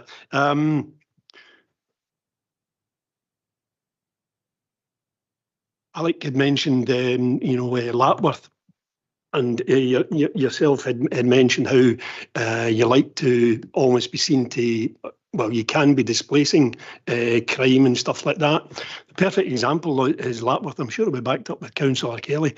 We were at the meeting in the library that day with the community, and there was a fair bit of concern there. There had been lots of issues about antisocial behaviour within the library itself, and sure enough, we're sitting there with the police in presence when a dozen or so of the offenders came there just to have a wee bit of, and it was one of these things where it was almost as if you've just prodded the hornet's nest. As soon as they got there, saw the police, it was an immediate about turn, and they were off. The inspector, he excused himself for a couple of minutes. He actually went out. I went out with him, and we just walked around, and you saw them scattering away. That was just you know, just an example of the police presence there. So the whole Lapworth initiative, I think, has been very worthwhile, because that problem seems to have disappeared. I'm not saying it's going away altogether, but it seems to have dissipated. So it was well worth the exercise. I just wanted to recognise that, you know, and thank you for on that. We talk about antisocial behaviour. Where I have a wee bit of a concern is, and again, we're in the scrutiny committee here. It's not about casting blame to anyone or whatever. It's trying to identify where we see some problems or issues, and can we resolve those issues. One of them is on antisocial behaviour, and it's more to what I would consider is nuisance neighbour antisocial behaviour. And this is where I feel it falls down a wee bit, because it falls into two schools, if you like. From the council's position, when I get in touch with officers, oh, that's a police matter, you know, and then when I get in touch with the police, oh, that's a council housing matter or whatever. And that as I say, it's kind of fallen between two stools, and it's very, very frustrating for the neighbour or neighbours with this type of antisocial behaviour. It's only an observation, and what I would maybe suggest is that you know, we would maybe seek a further briefing with yourselves, with all councillors, not just within the scrutiny committee, to see if we could maybe be doing something to change our procedures in some kind of way. Because as I say, I mean, it's a frustration from the members of the general public, you know, who have antisocial behaviour. It was fascinating. One of the questions that I was going to ask was to do with drugs and organised crime. I don't think there was enough mentioned in it, but it was wonderful to hear you to hear you say, Roddy, that you know, when you talked about sexploitation, I didn't see it in the report, but you actually highlighting that it's something. Oh yeah, you'll be right with that, and maybe we could do with hearing a wee bit more about that, a wee bit more background to that, like, you know, to. I don't specifically mean here, by the way, right? Please do. It was actually something I was going to offer towards the end of the meeting. So the sexploitation has a major impact. It's largely hidden. You know, if it's antisocial behaviour, people will raise it. They'll talk about it in the corner shop. If a child's been a victim of sexploitation, that won't get discussed in the corner shop. And I think we've got a duty to proactively flag it up. So I would make the offer, if you would, as I said, our Detective Super in Forth Valley is the national lead for sextortion. If you would value a presentation just to explain the local, national and international ramifications of sextortion, because it is serious organised crime, we'd be happy to provide that. That's great to hear. Thank you for that. A couple of wee things just to finish off, Provost. It's page 25. The paragraph talks about counter-terrorism. I don't imagine we have horrendous terrorism problems within Forth Valley. I mean, no unless you're talking about the Falkirk Still in Albion game, like, which the one copper managed to handle on his own. You mentioned that it's focused on a recovery rather than response, which is good to hear. But are we happy that our response strategy is okay? First of all, I don't see it as a threat. Sorry, I'll qualify that. Again, it's something that you'd mentioned, Roddy, because of the the right wing stuff that was going on in the demonstrations down south after the Southport incident and whatever. There was obviously some concern up here. And I was a wee bit concerned, and I was a wee bit surprised actually at the Police Scotland's response to that. But obviously it was very much information-led, that you were able to say, we don't have this critical threat, and in actual fact, we're able to offer some support to our colleagues down south. Yeah, I mean, we have, so with regard to that, whilst our response might have looked silent, that there was an awful lot going on in the background. There was a lot of proactive social media intel gathering, analysis.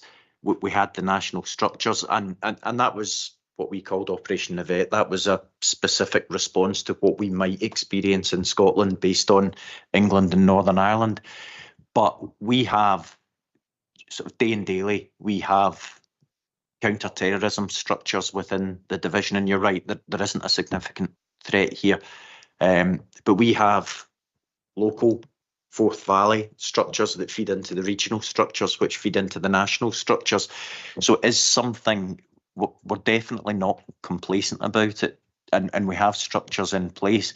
It's just not something that we necessarily speak about a great deal, but it is happening. Good, thanks. And final question, Provost. You heard me ask the Scottish Fire and Rescue Service about their involvement or potential uninvolvement with the Greenport. Are you involved in this proposal for the new Greenport thing? I would think that would be a wee bit.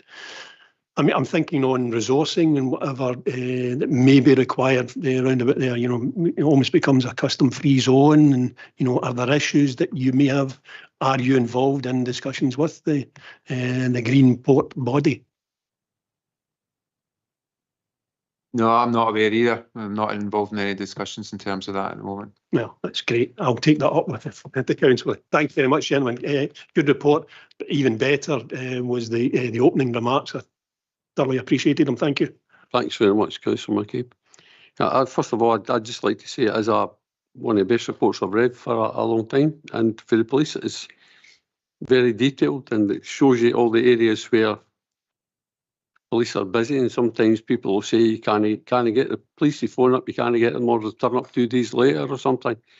But I know the reasons for that. But when you read the report, you can see where the resources have to be spread, and you've got to prioritise at the same time. So I do understand that.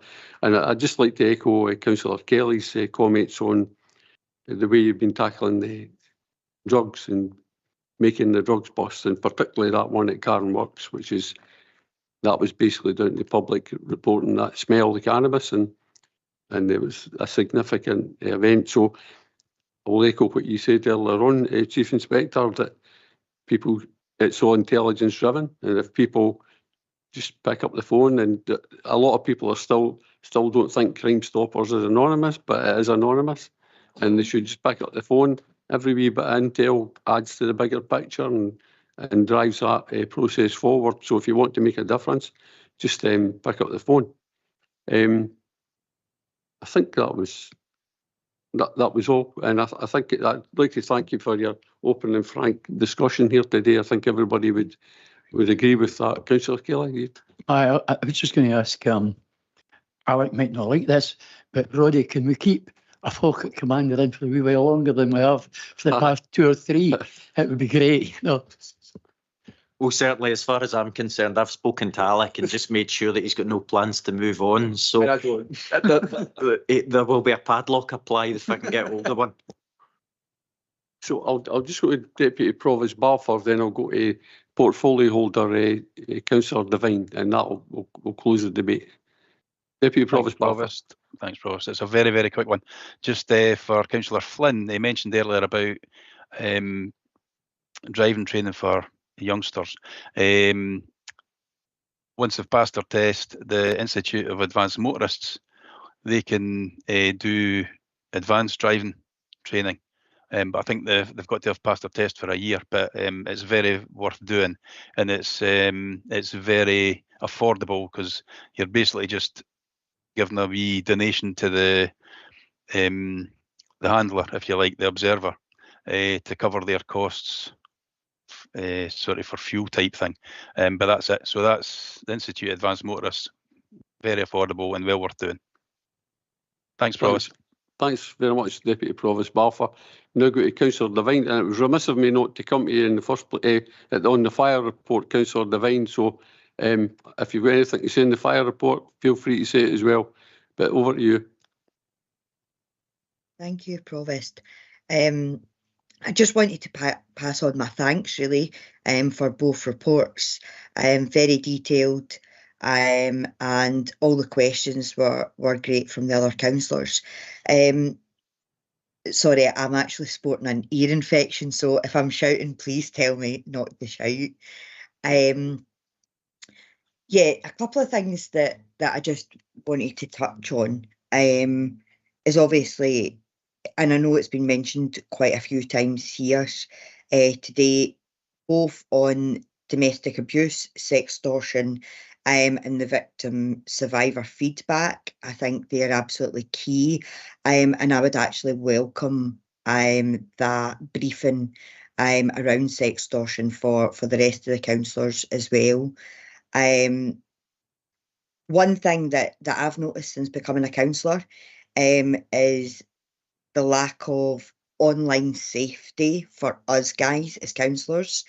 We are frontline just like yourselves, and we receive quite a lot of abuse, not very nice comments, and not very many people actually challenge it or don't want to challenge it, given the fact that, you know, these people are behind a computer screen and they feel like they are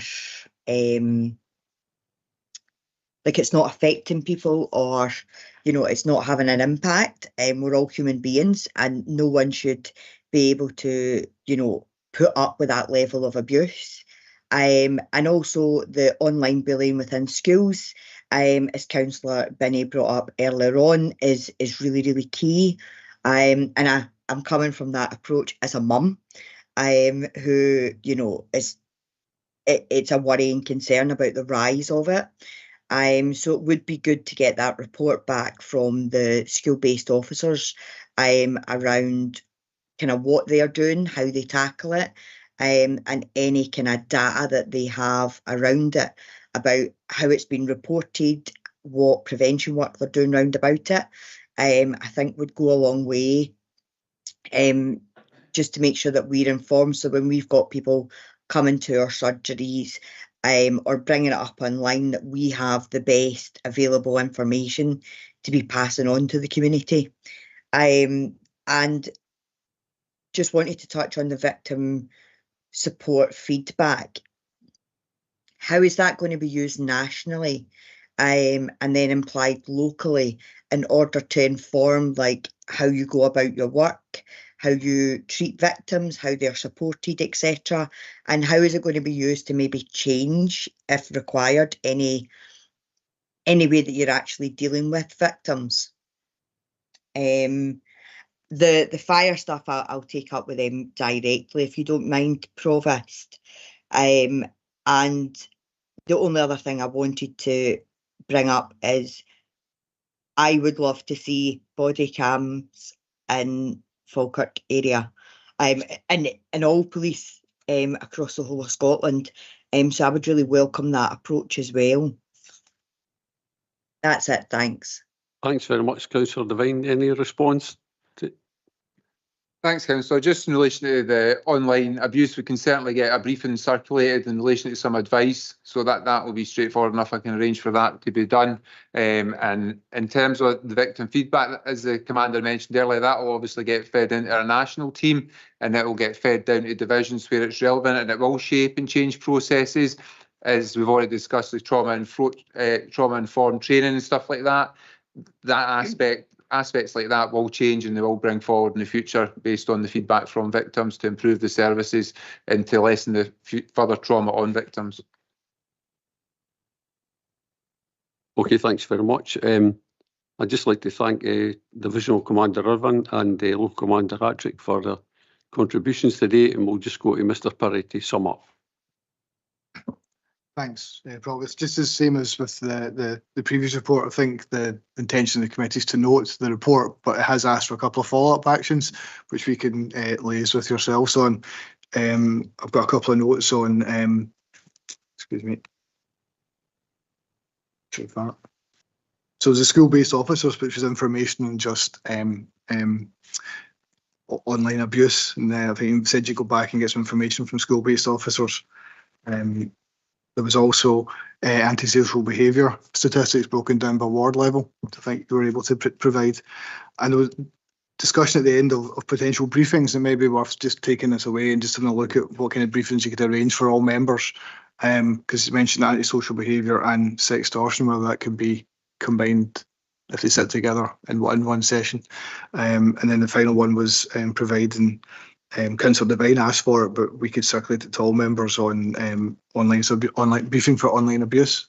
That's something the council's looking at, and there's a report coming back to council, and just following the Joe Hurst publication last year, looking at member safety. So that might be something we can use to feed into that. Okay, thanks very much, Mr. Perry. We'll now take a 15-minute break before we go to the next items. So it's back at 10 past.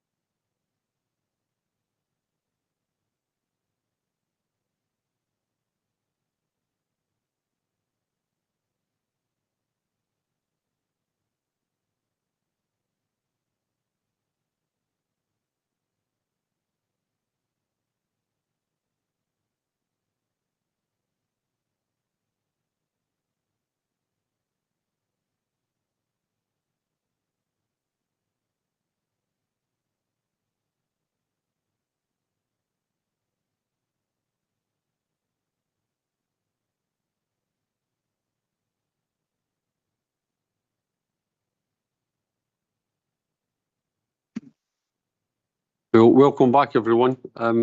Next item of business is agenda item 7, following the public pound, public protection, and we'll go to Mr. Perry first of all. Thanks, Convener. Just by way of a very, very short introduction, the following the public pound reports are ones which used to go to Scrutiny External, but which come to the new all-encompassing Scrutiny Committee. And these are for external organisations that provide services to the council, either to supplement services we already provide or in place of services that we don't provide. Any organisations that receive more than £10,000 a year are subject to following the public pound, and reports come to this committee. Today's one's under the theme of public protection, but there is only one organisation, and it's SACRO.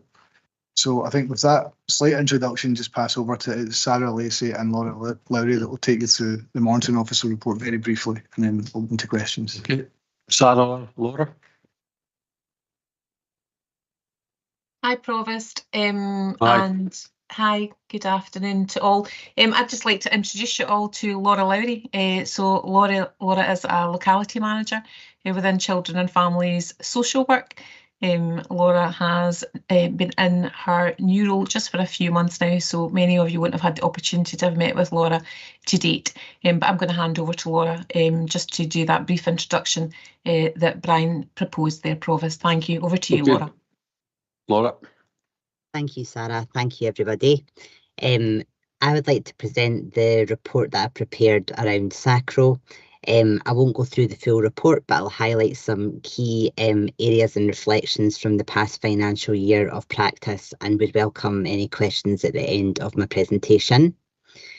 So SACRO is a service that is commissioned by the local authority, and it aims to provide support to young people aged between 8 and 17 years old to try and divert them away from antisocial behaviour and offending, which covers low-level and high-risk offending behaviour. This early intervention level of support is good for the community safety because it reduces and de-escalates offending behaviour at a young age in the local community. In this reporting period, SACRO recognised an increase in referrals for young people aged 14 and under. This is positive because this tells us that we are picking up and supporting young people around problematic behaviour at an earlier age. SACRO also identified that there had been an increase in referrals for females, which was a bit of a shift in trend, particularly around their involvement in assaults or physically aggressive behaviour. I just want to note that these are unrelated incidents at this time. The main reason for referral to SACRO is for support around assault and antisocial behaviour or threatening behaviour. And the main support that is provided to young people is focused on anger management and consequential thinking. Most referrals came in through social work and the EEI panel, which is the Early and Effective Intervention panel, which is a multi-agency panel attended by social work, wider community services, including substance misuse services, education and school-based police officers, and it enables the opportunity for the needs of the young person to be reviewed by that multi-agency group and effective and appropriate support then provided by the right service. SACRO also provides risk assessment and intervention for high-risk offending behaviour. This is where there has been sexual or violent harm that's taken place by a young person. That young person will often have a team of professionals working with them, and SACRO works closely within that team to support the young person to reduce the risk of that behaviour occurring again. Restorative practice and restorative justice is integral to what the service does. It provides an opportunity for the young person to reflect and understand the impact of their behaviour on others, and supports the young person to make amends with the person who has been harmed by their behaviour, to help them move on from the situation and reduce the risk of retribution within the community. To conclude, this report recognises that SACRO provides a unique and focused service in the local area, and our recommendation would be that we continue to fund this service at the same cost to continue with the same level of early intervention support. So thank you for listening, and I would welcome any questions. Okay, thanks very much, Laura. Just open it up for questions from anyone. Deputy Provost Balfour. Thanks, Provost. Just a quick question to start. The report states that there's been an extra 20,000 funding supplied by the council. I just wondered what that has enabled the service to achieve. So within the past financial year, there was a slight increase in funding, and that was linked to administrative support around the early and effective intervention panel. So that's created a little bit more capacity for SACRO to manage that process, make sure that the referrals are circulated to all relevant members, and then recording who takes forward the pieces of work from that panel. I don't at the moment, I can't comment on the other increases that are noted within the report from previous years, but I can find that information out and come back with that information. Okay, thanks for that. Thanks, Provost. Okay, thanks very much. Any other questions? Oh, Councillor Richardson.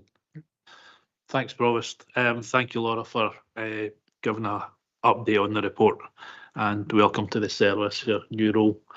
The report mentions that 41 planned case closures took place in 23-24, following objectives being achieved. Can you provide information on what the process is for setting objectives for a young person who is engaging with this service, please? Yeah, thank you for that question. So SACRO uses a recognised model called the Outcome Star, and in particular the Youth Star, which is a simple model that looks at 6 different areas of a young person's life and where they would like to make progress or where they feel that they are already doing quite well within. At the point of referral to the service, SACRO will complete this Outcome Star with young people to create a plan around the level of support that they'll provide. The Outcome Star looks at a wide range of things, so it looks at their health and well-being, their education, their communication within, including relationships within their family, and their choices and behaviour. And from there, SACRO and the young person will identify which is the area that they want to focus the support on. Those outcome stars are then reviewed at regular intervals to track progress and where there's maybe a different area that needs to be focused in on. And when it's clear that progress has been made as had hoped, then SACRO will support the young people to move on from their service when the time is right. That's a good model because it shows that SACRO remains focused in what they want to achieve with young people and supports them to move on, continuing to have the capacity to work with other young people as needed. Thank you. It's obviously a pretty good model, as you say, and if it's helping our youngsters to move on to more positive destinations, all the better. Thank you. Thanks very much, Councillor. Just a moment, go to Councillor Binney. Thank you, Provost. Thank you for this report. The Council Plan priorities highlight the importance of early interventions in identifying inequalities and promote inclusion amongst our vulnerable young people. As a frontline service, can you provide members with information on the key issues that's been faced by the young people SACRO supports in Falkirk? Thank you. Thank you for that question. SACRO is a service that's available to all young people in the local area, so they will work with young people from a range of different locations within Falkirk and different socio and economic backgrounds. What SACRO have reported is that poor mental health or emotional well-being does tend to be a common feature for our young people. Sometimes that can be around a lack of positive peer relationships or a lack of self-confidence, or there might be wider things going on within their family that are impacting on this. There are also some young people who may have gotten involved in offending behaviour through their misuse of substances. So while it's not the main reason for referral, there's a recognition that that can influence their behaviour. And so SACRO will work with them sometimes referring them on to other appropriate services to address any underlying issues. Thank you for that. So obviously it's various reasons that the young people that you help, the young people in our communities. Thank you. Okay, thanks, Councillor Binney. We'll now go to Deputy Provost Balfour. Thanks, Provost. Unfortunately, I can't find the bit in the report again, but I'm sure I'd read that there had been an issue with the referral process, and that has been changed, and they expect an increase in referrals going forward. I just wondered if there would be any issue of possibly missing helping some of the people, or if there may possibly be a additional time delay that could cause issues. Thank you for that question. You're correct. Within the report, I did recognise there had been a 50% reduction in the number of young people referred to SACRO for what we would call high-risk support. To reassure members, that was not because those young people were being unsupported or had been missed, but the referrals were being made internally to Falkirk Council's Youth Justice Provision instead. So we just recognised that there was capacity within SACRO, there's expertise within SACRO, and we wanted to make sure that any new referral for that type of support was given consideration by both Falkirk Council and SACRO. So we identified new key points of contact when those issues are identified for young people to make sure that we are considering all capacity across both services. And this should mean that SACRO receives more referrals moving forward, and also will be able to become involved in providing that support more proactively. Okay, so there'll be nobody missed, and no issues with a time delay or anything like that? No, all young people were being provided with a service. Okay, that's very reassuring. Thank you very much. Thanks, Provost. Thanks very much. Councillor Richardson. Yeah, thanks again, Provost. Sorry, Laura, can I just ask a quick question? How many of your referrals come from substance or alcohol misuse, please? Thank you for that question. It's not information that I have to hand at the moment. I would probably need to go and find that information out from our early and effective intervention panel to see if we have received referrals directly from those services. Our referrals tend to come from more universal services such as education, social work or police. That's fine. Yeah, it would be interesting to see if there is any coming from that, given the growing number of substance abuse and things within society, drug deaths and whatever. It'd be interesting to see if there's anything from an early age. Thank you. Okay, thanks very much. Hey, I've got a question. But first of all, what does SACRO stand for? My goodness, I don't know. That's a really good question. Oh, right. I don't know what an acronym is really. I'm not sure if it is an acronym or if that is their name. Oh, is it no? Right. I think it's just their name. I don't know, Sarah, if you've got any information about that. So Sarah's doing a really quick Google, and I know that I've looked this up before, but I think that you are right and that it is a name. Yeah, I can't see anything otherwise. Right. Scottish Association for Care and Rehabilitation of Offender. Right, never knew that. Right. So the question is, engagement with services is a crucial factor in determining a young person's offending behaviour in the future. Can you provide any examples of positive outcomes and destinations that young people who have engaged with the service have reached? Thank you for that question.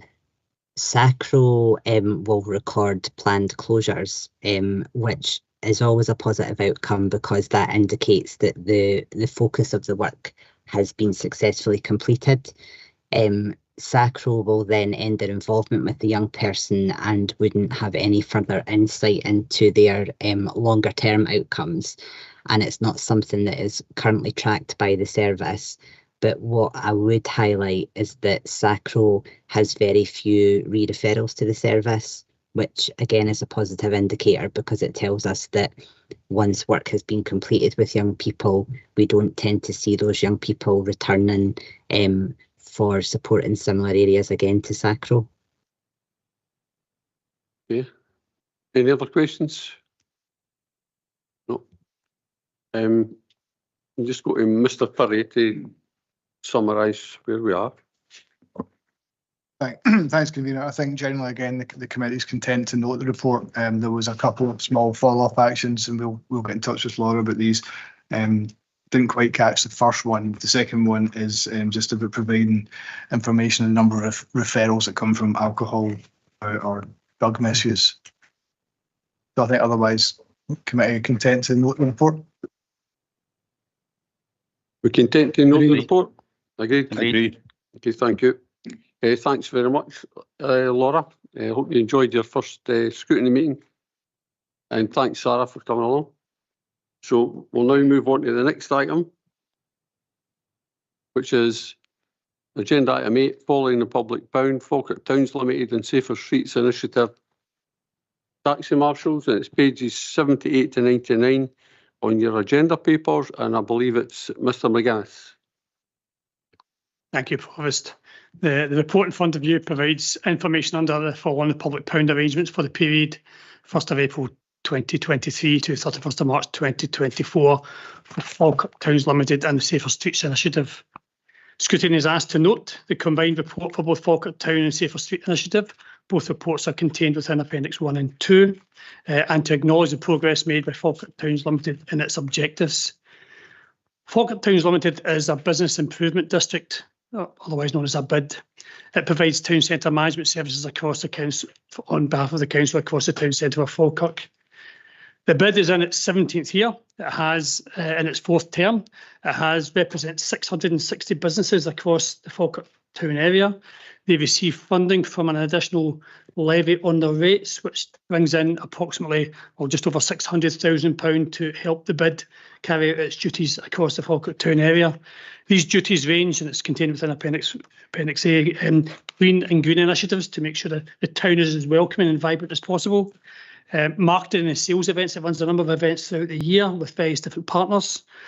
Safer and secure. Very important that we maintain a safe and secure place for people who wish to come to visit and spend their time and money within Falkirk Town Centre, and also business support, working with the local retailers to help them develop and grow and maintain their presence within our important town centre. Happy to take any questions regarding the support. I'm joined by my colleague Keir Stevenson. Thanks. Okay, thanks very much. So just open up for questions from anyone. Councillor Kelly. Hi, Michael. In recent years, there's been a decline in the business and the footfall through Falkirk. What impact has this made on Falkirk Towns Limited, and what steps are they taking to increase the footfall, especially in the town centre? Yeah, thanks so much for that question, Councillor. Indeed, throughout Scotland, throughout the UK, we have seen real challenging times for our high street as many more people move online to secure the services they require. The town centre BID, people work very closely with the retailers to ensure that they provide the best possible offering to attract as many people into the town centre. We touched upon events that take place in our town to encourage more people to come into our town. So it's an ongoing challenge, particularly with people choosing not to come into the town centre, but the BID do work extremely hard with a number of different partners across the Falkirk area to encourage more and more people to visit our town, to experience the positive attributes of the town and make it a vibrant place, and continue to make it a vibrant place for people to come and visit and spend some time in. But it is challenging, and we're not unique in that regard across the UK. And what is there any actual contact with the council to actually do something about changing the shopping habits in Falkirk Town? certainly changing habits is very difficult. I think one of the key aspects we have taken on board and through support of the council itself is we've removed Calendar Square. So Calendar Square has been a blight for a number of years in the town centre. So we have our ambition to our new arts and HQ centre with it on that particular site. So we believe that will be a real catalyst for change and to encourage more and more footfall in the town centre. When we create more and more footfall, that encourages more and more retailers to consider establishing a presence in the town centre. So that's an ongoing ambition, that we remove any vacant properties. So there's some opportunities around converting vacant properties into housing. So again, more people living in our town centre encourages more footfall and etc. So there's a number of different initiatives and activities we work on together with the bid to encourage more people to come into our town. So one of the problems with the town centre is we don't get enough people coming in to start up businesses. Have we made any progress in how we treat these people, like landlords reducing rents for a set period, council reducing the rates, business rates for maybe 6 months or something like that, to give people a chance to start up a proper business?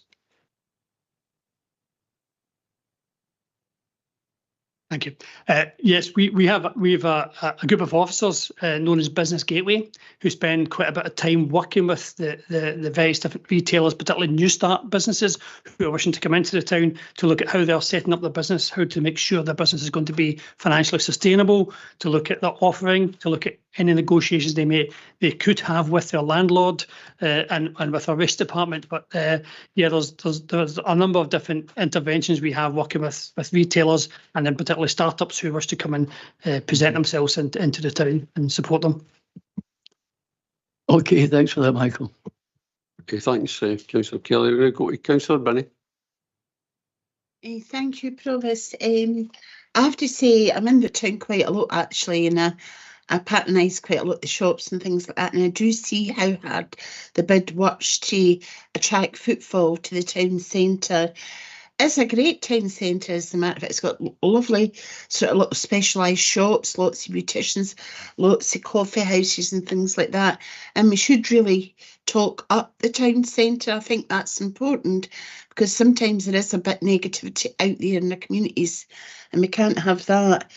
But however, I do realise the current financial climate is really quite bad at the moment nationally, and with us, Falkirk Council, and every organisation must be prepared for the challenges that's ahead.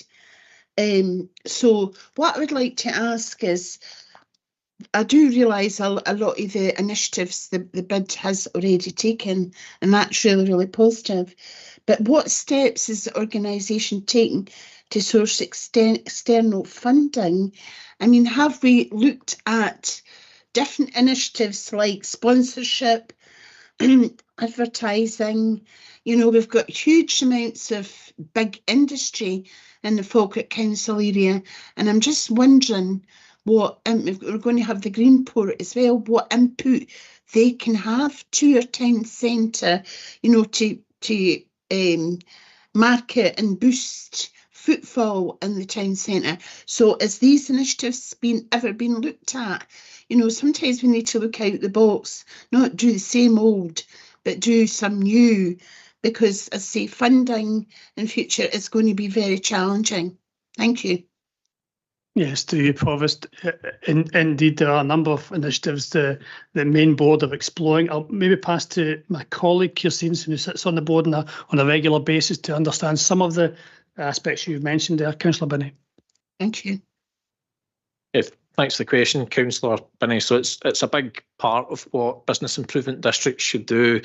The kind of standards that for every 50 pence in the pound that bids bring in through the levy, that they should be attracting external investment through various funding schemes. But that's more and more challenged the public purse is challenged, but external funding schemes are more challenged as well. But what the bid has had recent success, and I think it's noted in the report, the Rediscover videos, they secured money through the UK Shared Prosperity Fund, which is administered by Falkirk Council. So there was money for Rediscover videos. So for the town centre, that's Newmarket Street, Lint Riggs, but there was also previous work done in a promotional video for Cowwind as well. But that funding actually went out with the town centre, so the district town centres were got the Rediscover videos as well. So that's a bit of a push to remind residents of Falkirk and beyond what's on offer in Falkirk and our district towns. So that was a piece of work that the bid led for us this past year. They also work with local agencies, the police, for example. There was some amount of additional funding for taxi marshals secured this year with Police Scotland, and there's been money secured through Scotland's Towns Partnerships for various initiatives and promotional campaigns. So the bid are very good at identifying external funding. As I said, it's becoming more challenged with the state of the economy and the public purse, but certainly something that the bid is focused on and the board does monitor on a regular basis. Thank you for that information. Pleased to hear that. Okay, thanks, Councillor Binney. Councillor Patrick. Yes, thank you. I think I agree with Councillor Binney that we've got to watch that we don't talk down our town centre, we actually talk it up, and it's quite tempting. And I was involved in one of the promotions for the businesses in Newmarket Street, and I've kind of made a wee comment about, oh, it's sad what the town's like, and actually the response back to me, and it was quite right, was actually no, I mean, think about it, and he rhymed off the new businesses, and actually, you know, I'm a local councillor and I have a business in that area, and I should be talking it up, and I think I'm guilty, as some of us are, for not doing that, not praising. I mean, we're all aware of the big shop units, which are very difficult to let, but there are a lot of small units. And looking at the video for Newmarket Street, there was businesses there that I didn't even appreciate or know about. And I think it really is good to share that. And I work only a few hundred metres from some of them, so we should be talking it up. But we do need to, and the big bugbear I think I still would always have is issues about parking. And I know we want to encourage people to use public transport, whatever, but I think it is still an issue of the ease to pop into the town for something, and that's not really always an easy thing to do. You go to market towns down south and you seem to be able to draw up almost to the door, pop out, do your shopping and come back in. So I think it is something we're going to be looking at, and the whole parking issue in the town, and again that will be very useful, but we should be talking it up and not talking it down, because we talk it down, people get, I'm not going to bother going into Falkirk, there's nothing there, but there are actually businesses there that we need to try and support. And I try every time to think, if I'm going to buy something, can I buy it locally? I'm afraid often I can't, but you know, I appreciate the work we're doing to try and encourage that. Thank you. Thank you. Deputy Provost Balfour. Thanks, Provost. Yeah, I think we need to be talking up our areas, Falkirk and outlying areas as well. But we've also got to consider the work that BID does. They also do some work in Grangemouth, but also work that volunteers do. Can I just mention that yesterday the Grangemouth Glitter team actually won several awards, including a gold from Beautiful Scotland, on the work they've done in Grangemouth, which also helps to encourage people into the area as well. So it's an approach by BID and also from volunteers. So we need to talk our places up. Thank you. Thank you, Deputy Provost Balfour. Councillor Binney. Sorry to come back in, but just something Councillor Patrick said, and it's about the parking. I'm in the town a lot, believe me, and it's actually parking. You have, you know, I think something's not quite right there. You know, I see people parking, put money, £1 for half an hour, and then jumping up for 2 hours, £3.60. But in actual fact, most people, if they did a time count, most people are probably just in the town for an hour. It's a pity there isn't actually a middle level, because if there was a middle level, you would free up spaces quicker, maybe, obviously I'm not an expert in this matter, and generate more resource. So is that something that could be assessed? You having 3 levels, half hour, hour and 2 hours for Okay, Falkirk, and that might help the footfall in the town centre. Okay, thank you. We'll go to Mr McGuinness. Yeah, I'm not part of the roads department. However, I am aware that they are developing the parking strategy to come forward to members early next year, which will indeed look at those issues. As you can imagine, our objective is to encourage more public transport use, active travel. So the direction of travel for our town centres is absolutely to reduce the need to use your car. But we also have to recognise the provision, and for those who have short visits, and particularly those for less able residents and shoppers who come into our town centre. So there will be a parking strategy coming forward for members' consideration regarding that aspect. Okay. Pleased to hear that. Thank you. Thank you. Thanks, Councillor Benny. We'll now go to Councillor Forrest before he falls out of me.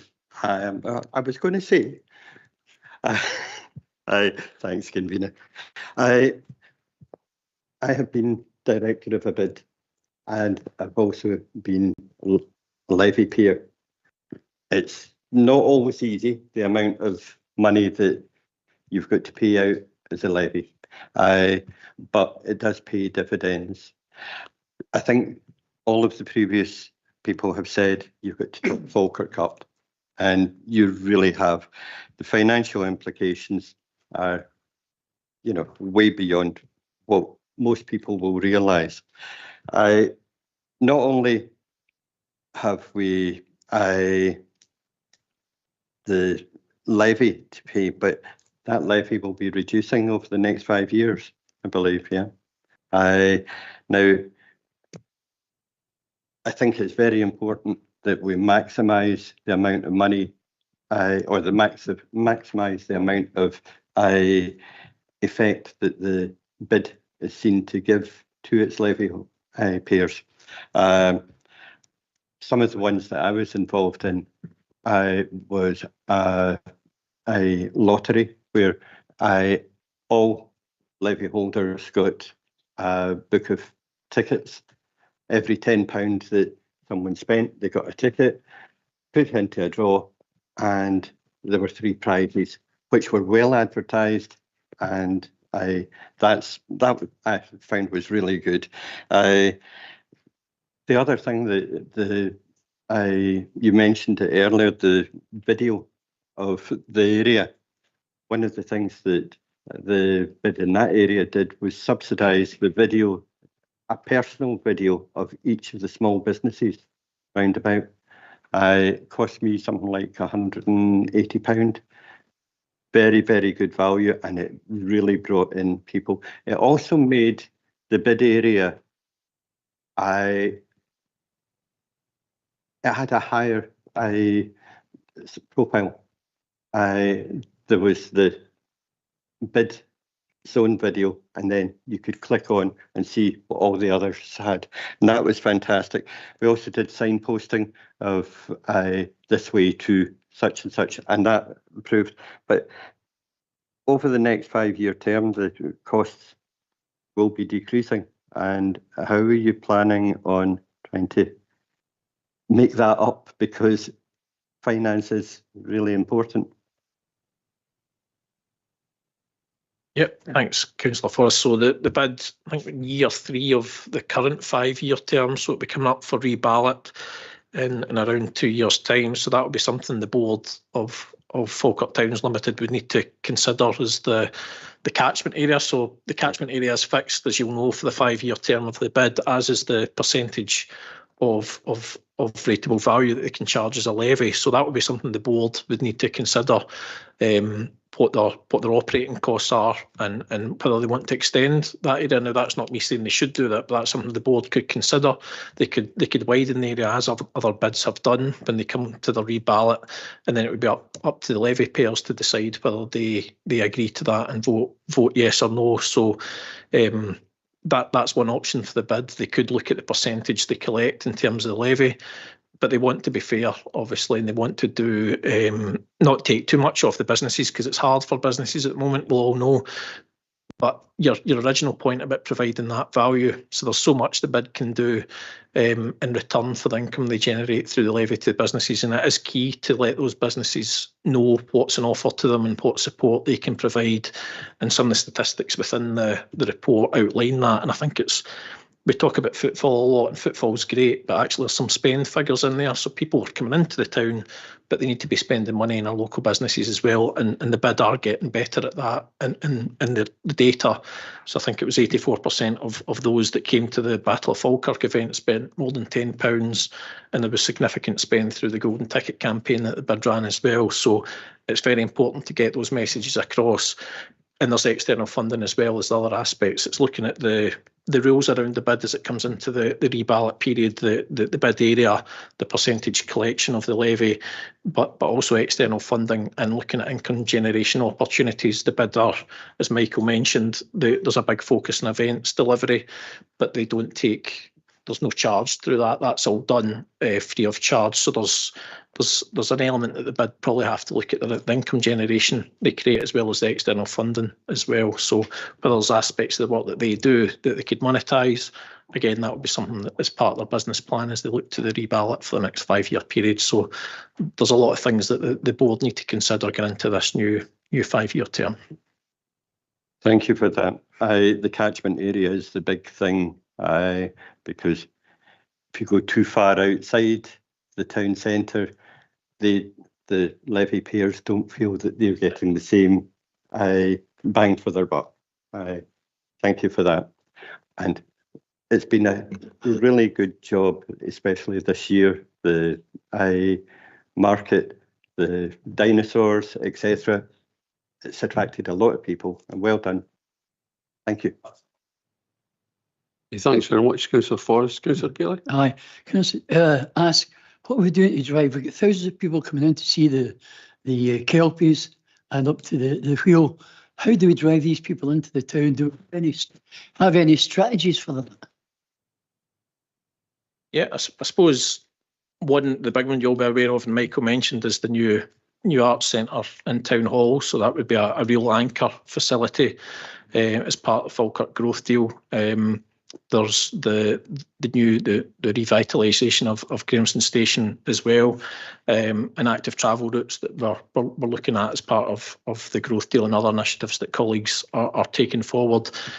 Falkirk Towns Limited is part of the new tourism group. We've got a tourism networking group that's re-established following, you'll remember the approval of the new Falkirk area tourism strategy last year. So Falkirk Delivers are central to that, and part of the focus of that group is looking at promotional campaigns, joint promotional campaigns. So that's our key tourism assets like Rosebank, Falkirk, Wheel and the Kelpies working together to look at cross promotion and looking at travel initiatives as well. And that's something the group's identified as the amount of visitors we get to the Kelpies and the Wheel and Rosebank that's coming on as well. But how many of them are actually going into the town centre and using the facilities? So it's about promotion and that transport aspect, which that group led by our council officers are looking at. So that's something that Falkirk Delivers are central to. Yeah. You mentioned Rosebank, but there's more than Rosebank. We're in the Whisky Trail. We've got Rosebank, we've got the Polmont Distillery, we've got Black Ness, and we should be perhaps running transport from maybe the Kelpies that goes round these various attractions that we have. People pay maybe a £5 and you can jump on and off the bus at these various stops. Perhaps running down the high street, making it a one-way going down there, so that you're passing the high street, you're seeing the shops, and it's bringing people in. And I think the other suggestion I had was that if we have some sort of digital display where people can advertise, especially the restaurants, with a QR code on it, people could go, you could see, oh, there's a nice Italian restaurant, Falkirk, there's Kirsty's or whatever, and actually just use your QR, and there's a wee map, takes them to it. Have we looked at anything like that? Yeah, so with the excuse me, the Visit Falkirk rebrand and the new website, that's certainly something that they're looking at, is digitisation of promotional material and initiatives. So that will be part of the cross promotional campaigns that colleagues are looking at with our local tourism assets, and trails as well, like you mentioned, that will be part of what that group's looking at. Transport, of course, it will come down to the business case and whether it stacks up for local transport providers and local private operators as well as public sector. So again, it's something we're looking at, how we get visitors into Falkirk, but we move them around quickly and as cheaply as possible as well. So that's something that group's certainly looking at. Deputy Provost Balfour.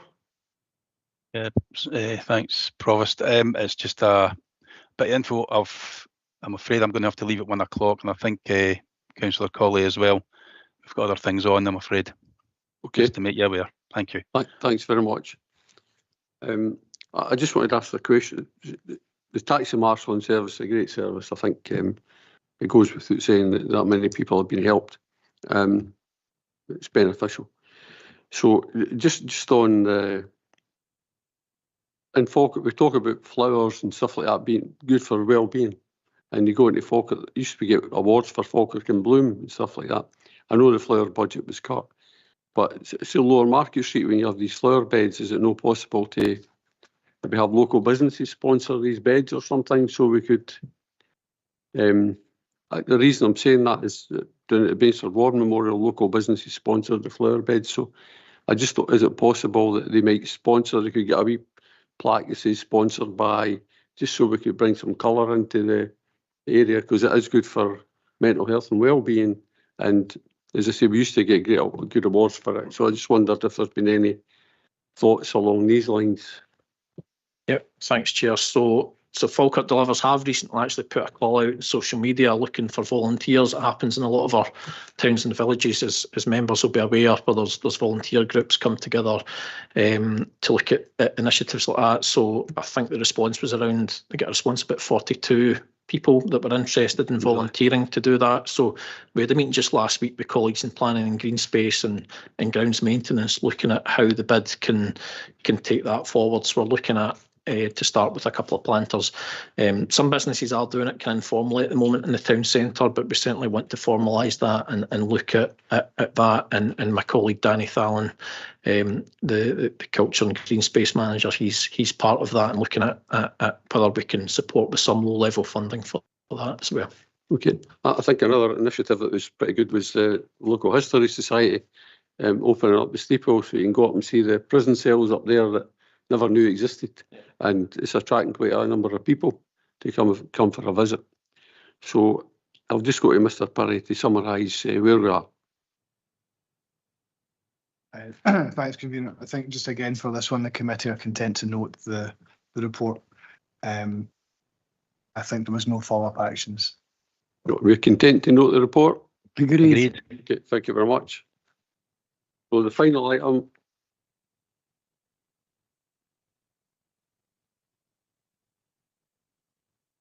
Final item was agenda item 9, annual summary of inspection by Care Inspectorate, Family Placement Services, pages 100 to 147 in your agenda papers, and it's Sarah Lacey. Thank you, Provost, and yet again I'm going to hand over to Laura to introduce the report. Thank you. Okay, thank you.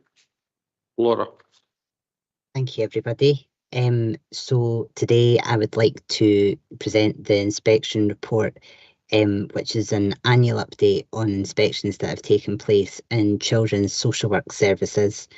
The report and the full inspection reports have been given to members as addendums today, so I won't go through the whole report, but I'll just highlight a couple of key areas and then would welcome questions following my presentation.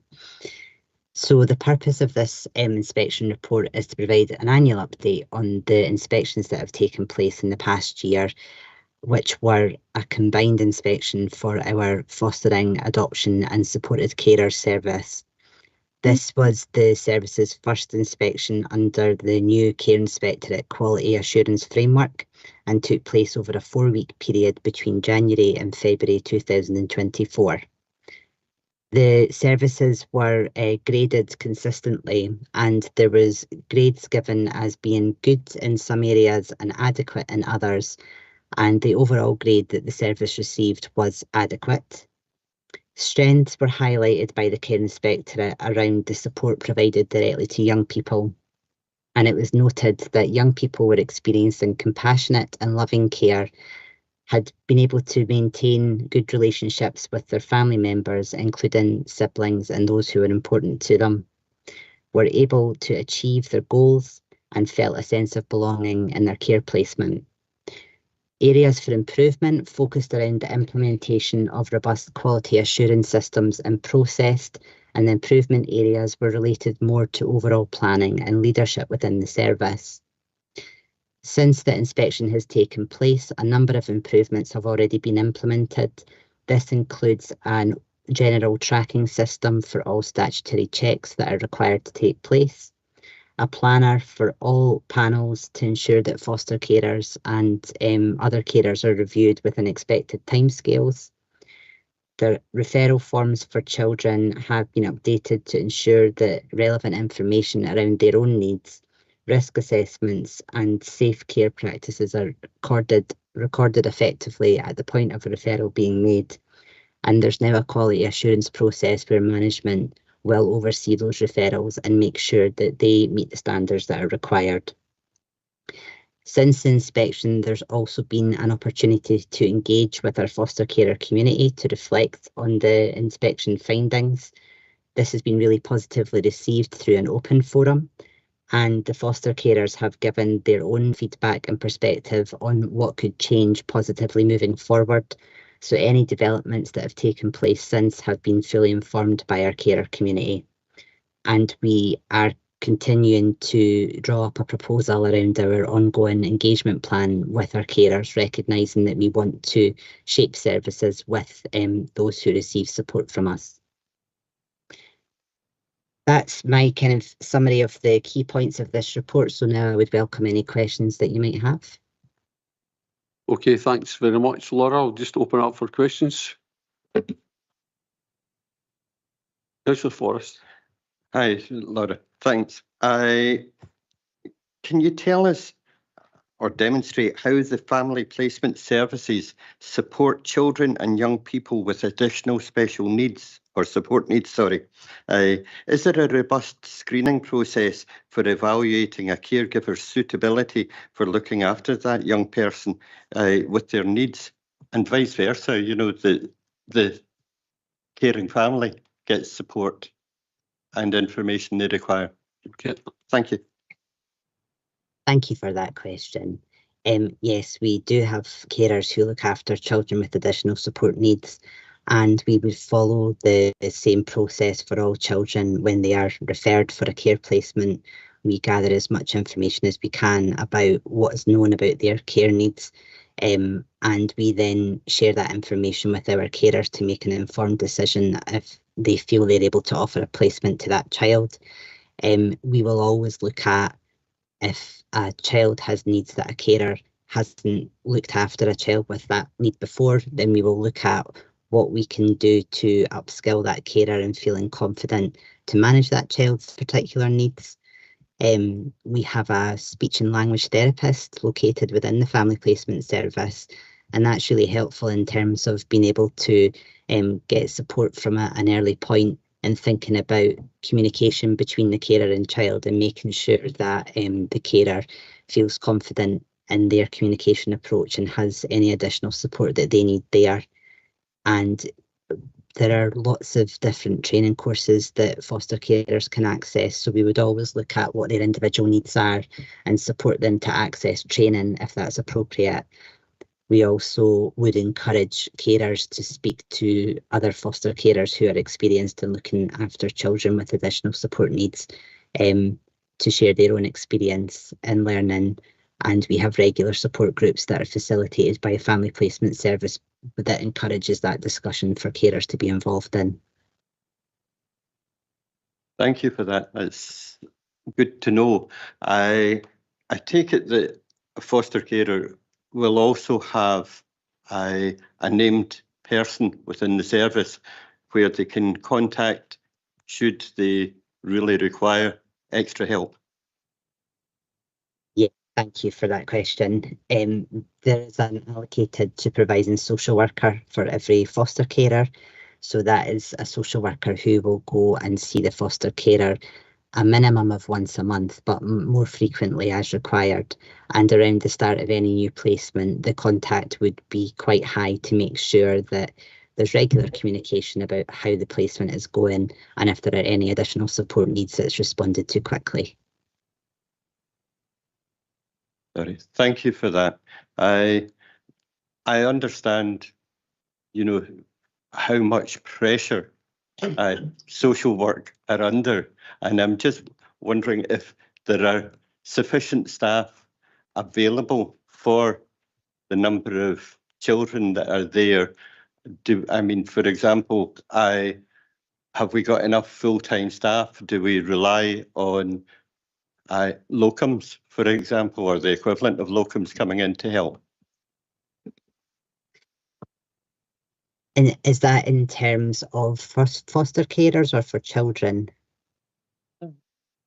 We're talking about foster carers here, but yes, if it affects children, I'd like to know that as well, if you don't mind. Yeah, no, thank you very much for clarifying. Within our family placement service, we do have members of staff allocated to each foster carer. There have been some periods of absence across the family placement service, which has impacted on the continuity of support for foster carers. However, we would then look at other members of the team coming in to support foster carers while their worker is off sick, for example.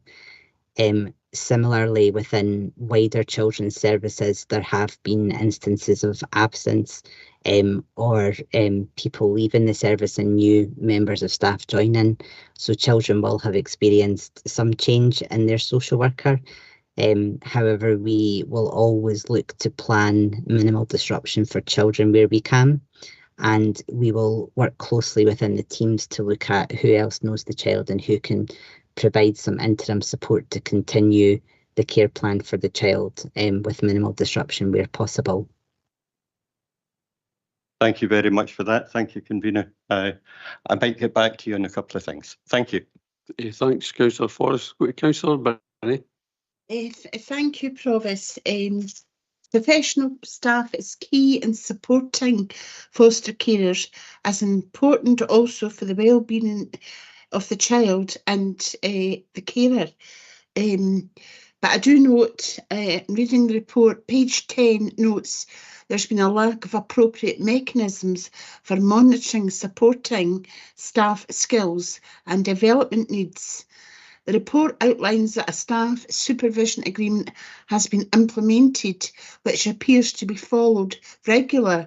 However, can the lead officer confirm how many staff appraisals are taking place, and what is the process for ensuring staff are supported so they can support the carers in our community? Thank you. Thank you for that question. So I can confirm that we do have a staff appraisal process that is in place across children's services. It's called Having Good Conversations, and it should take place annually. Since the inspection, a plan has been implemented to ensure that staff within family placement service will have that annual appraisal within the expected timescales. I'm not able to confirm how many have taken place to date, but that is information that I can come back and share with members. One of the key things that has been implemented since the inspection is that the collaborative oversight of staff appraisals and also development needs within the team.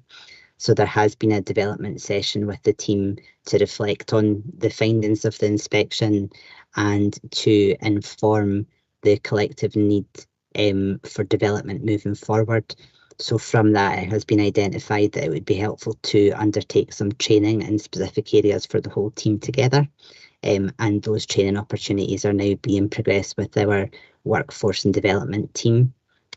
We have a management team within family placement who are very proactive and very available to the staff members that they support. So there is formal supervision, but there is also lots of informal supervision, and the management team are available to staff members when they need them to ensure that they feel sufficiently confident to manage the situations and provide advice and guidance to the foster carers that they support. Thank you, Laura. So you're going to give me some more information about the appraisals, many's taking place. And regarding the appraisals, is there a level of competence as well? Obviously, data protection, you can't give names or anything like that. So numbers and the level of competence in these appraisals, would that be okay? Because I take it when you get appraisal, they say you're good, very good, not so good, that sort of thing. That's how it used to work in organisations. Also talking about staff development, is it only within council, the development, or is there any external qualifications that the staff can apply for, which could maybe help them, because all external organisations offered a fantastic learning and development in this area too? Thank you for those questions. In terms of the competence aspect of the appraisals, it wouldn't be our practice to rate people's appraisal, if that makes sense, in terms of good or adequate.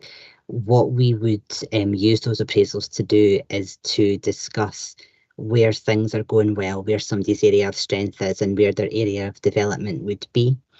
If there were any issues around competence in the workplace, then we have policies in place in Falkirk Council and would be supported by our colleagues in HR to consider if we need to implement kind of any additional measures to increase competence. In terms of your query about external qualifications, we do, as a council, offer opportunities to support social work staff through post-qualifying accreditations, and that is often within leadership and management and social work, child protection or permanence qualifications. We also have very close links with nationwide bodies such as AFCA, which is the Adoption and Fostering and Kinship Association, and they will provide specific training to foster carers or to family placement staff around issues that regularly come up in that kind of aspect of work. So we would be looking at training from those types of organisations, and members of the Family Placement Service are also regularly involved in nationwide meetings around policy development and any good practice sharing opportunities with other local authority colleagues as well. That's good to hear, Laura. Thank you so much. Thanks very much, Councillor Binney. Any other questions? Yeah. Councillor Forrest. Sorry, there was just one other thing, and it was leading on from Councillor Binney's request for some further information on training appraisals, etc. I am very, very aware of the levels of the work levels and the stress levels that can be put upon people in this situation. And what I'd like to see is also some degree of feedback on the levels of absenteeism, because obviously, as we discussed earlier, if someone isn't there, if a regular person isn't there to work with a child, that's another person coming in. You know, and I'd just be interested to see how what sort of levels there is, so that we can work out ourselves how many times that this replacement person is going to be there for the child. That's it. Thanks, Councillor Ford. Carry on. Sorry, I was just going to say that in terms of levels of absenteeism across children's service social work, that is information that we collect, so we would be able to feed that back. We wouldn't be able to give information about the individual impact on children, but we can give that information in general terms to members. That's lovely. Thank you very much. Thank you, Convener. Thank you, Councillor Aitchison. Yeah, thanks, Provost. It's not really a question, it's more a comment. but it's probably quite pertinent to the Scrutiny Committee. I note from the report, the inspection report came back as adequate.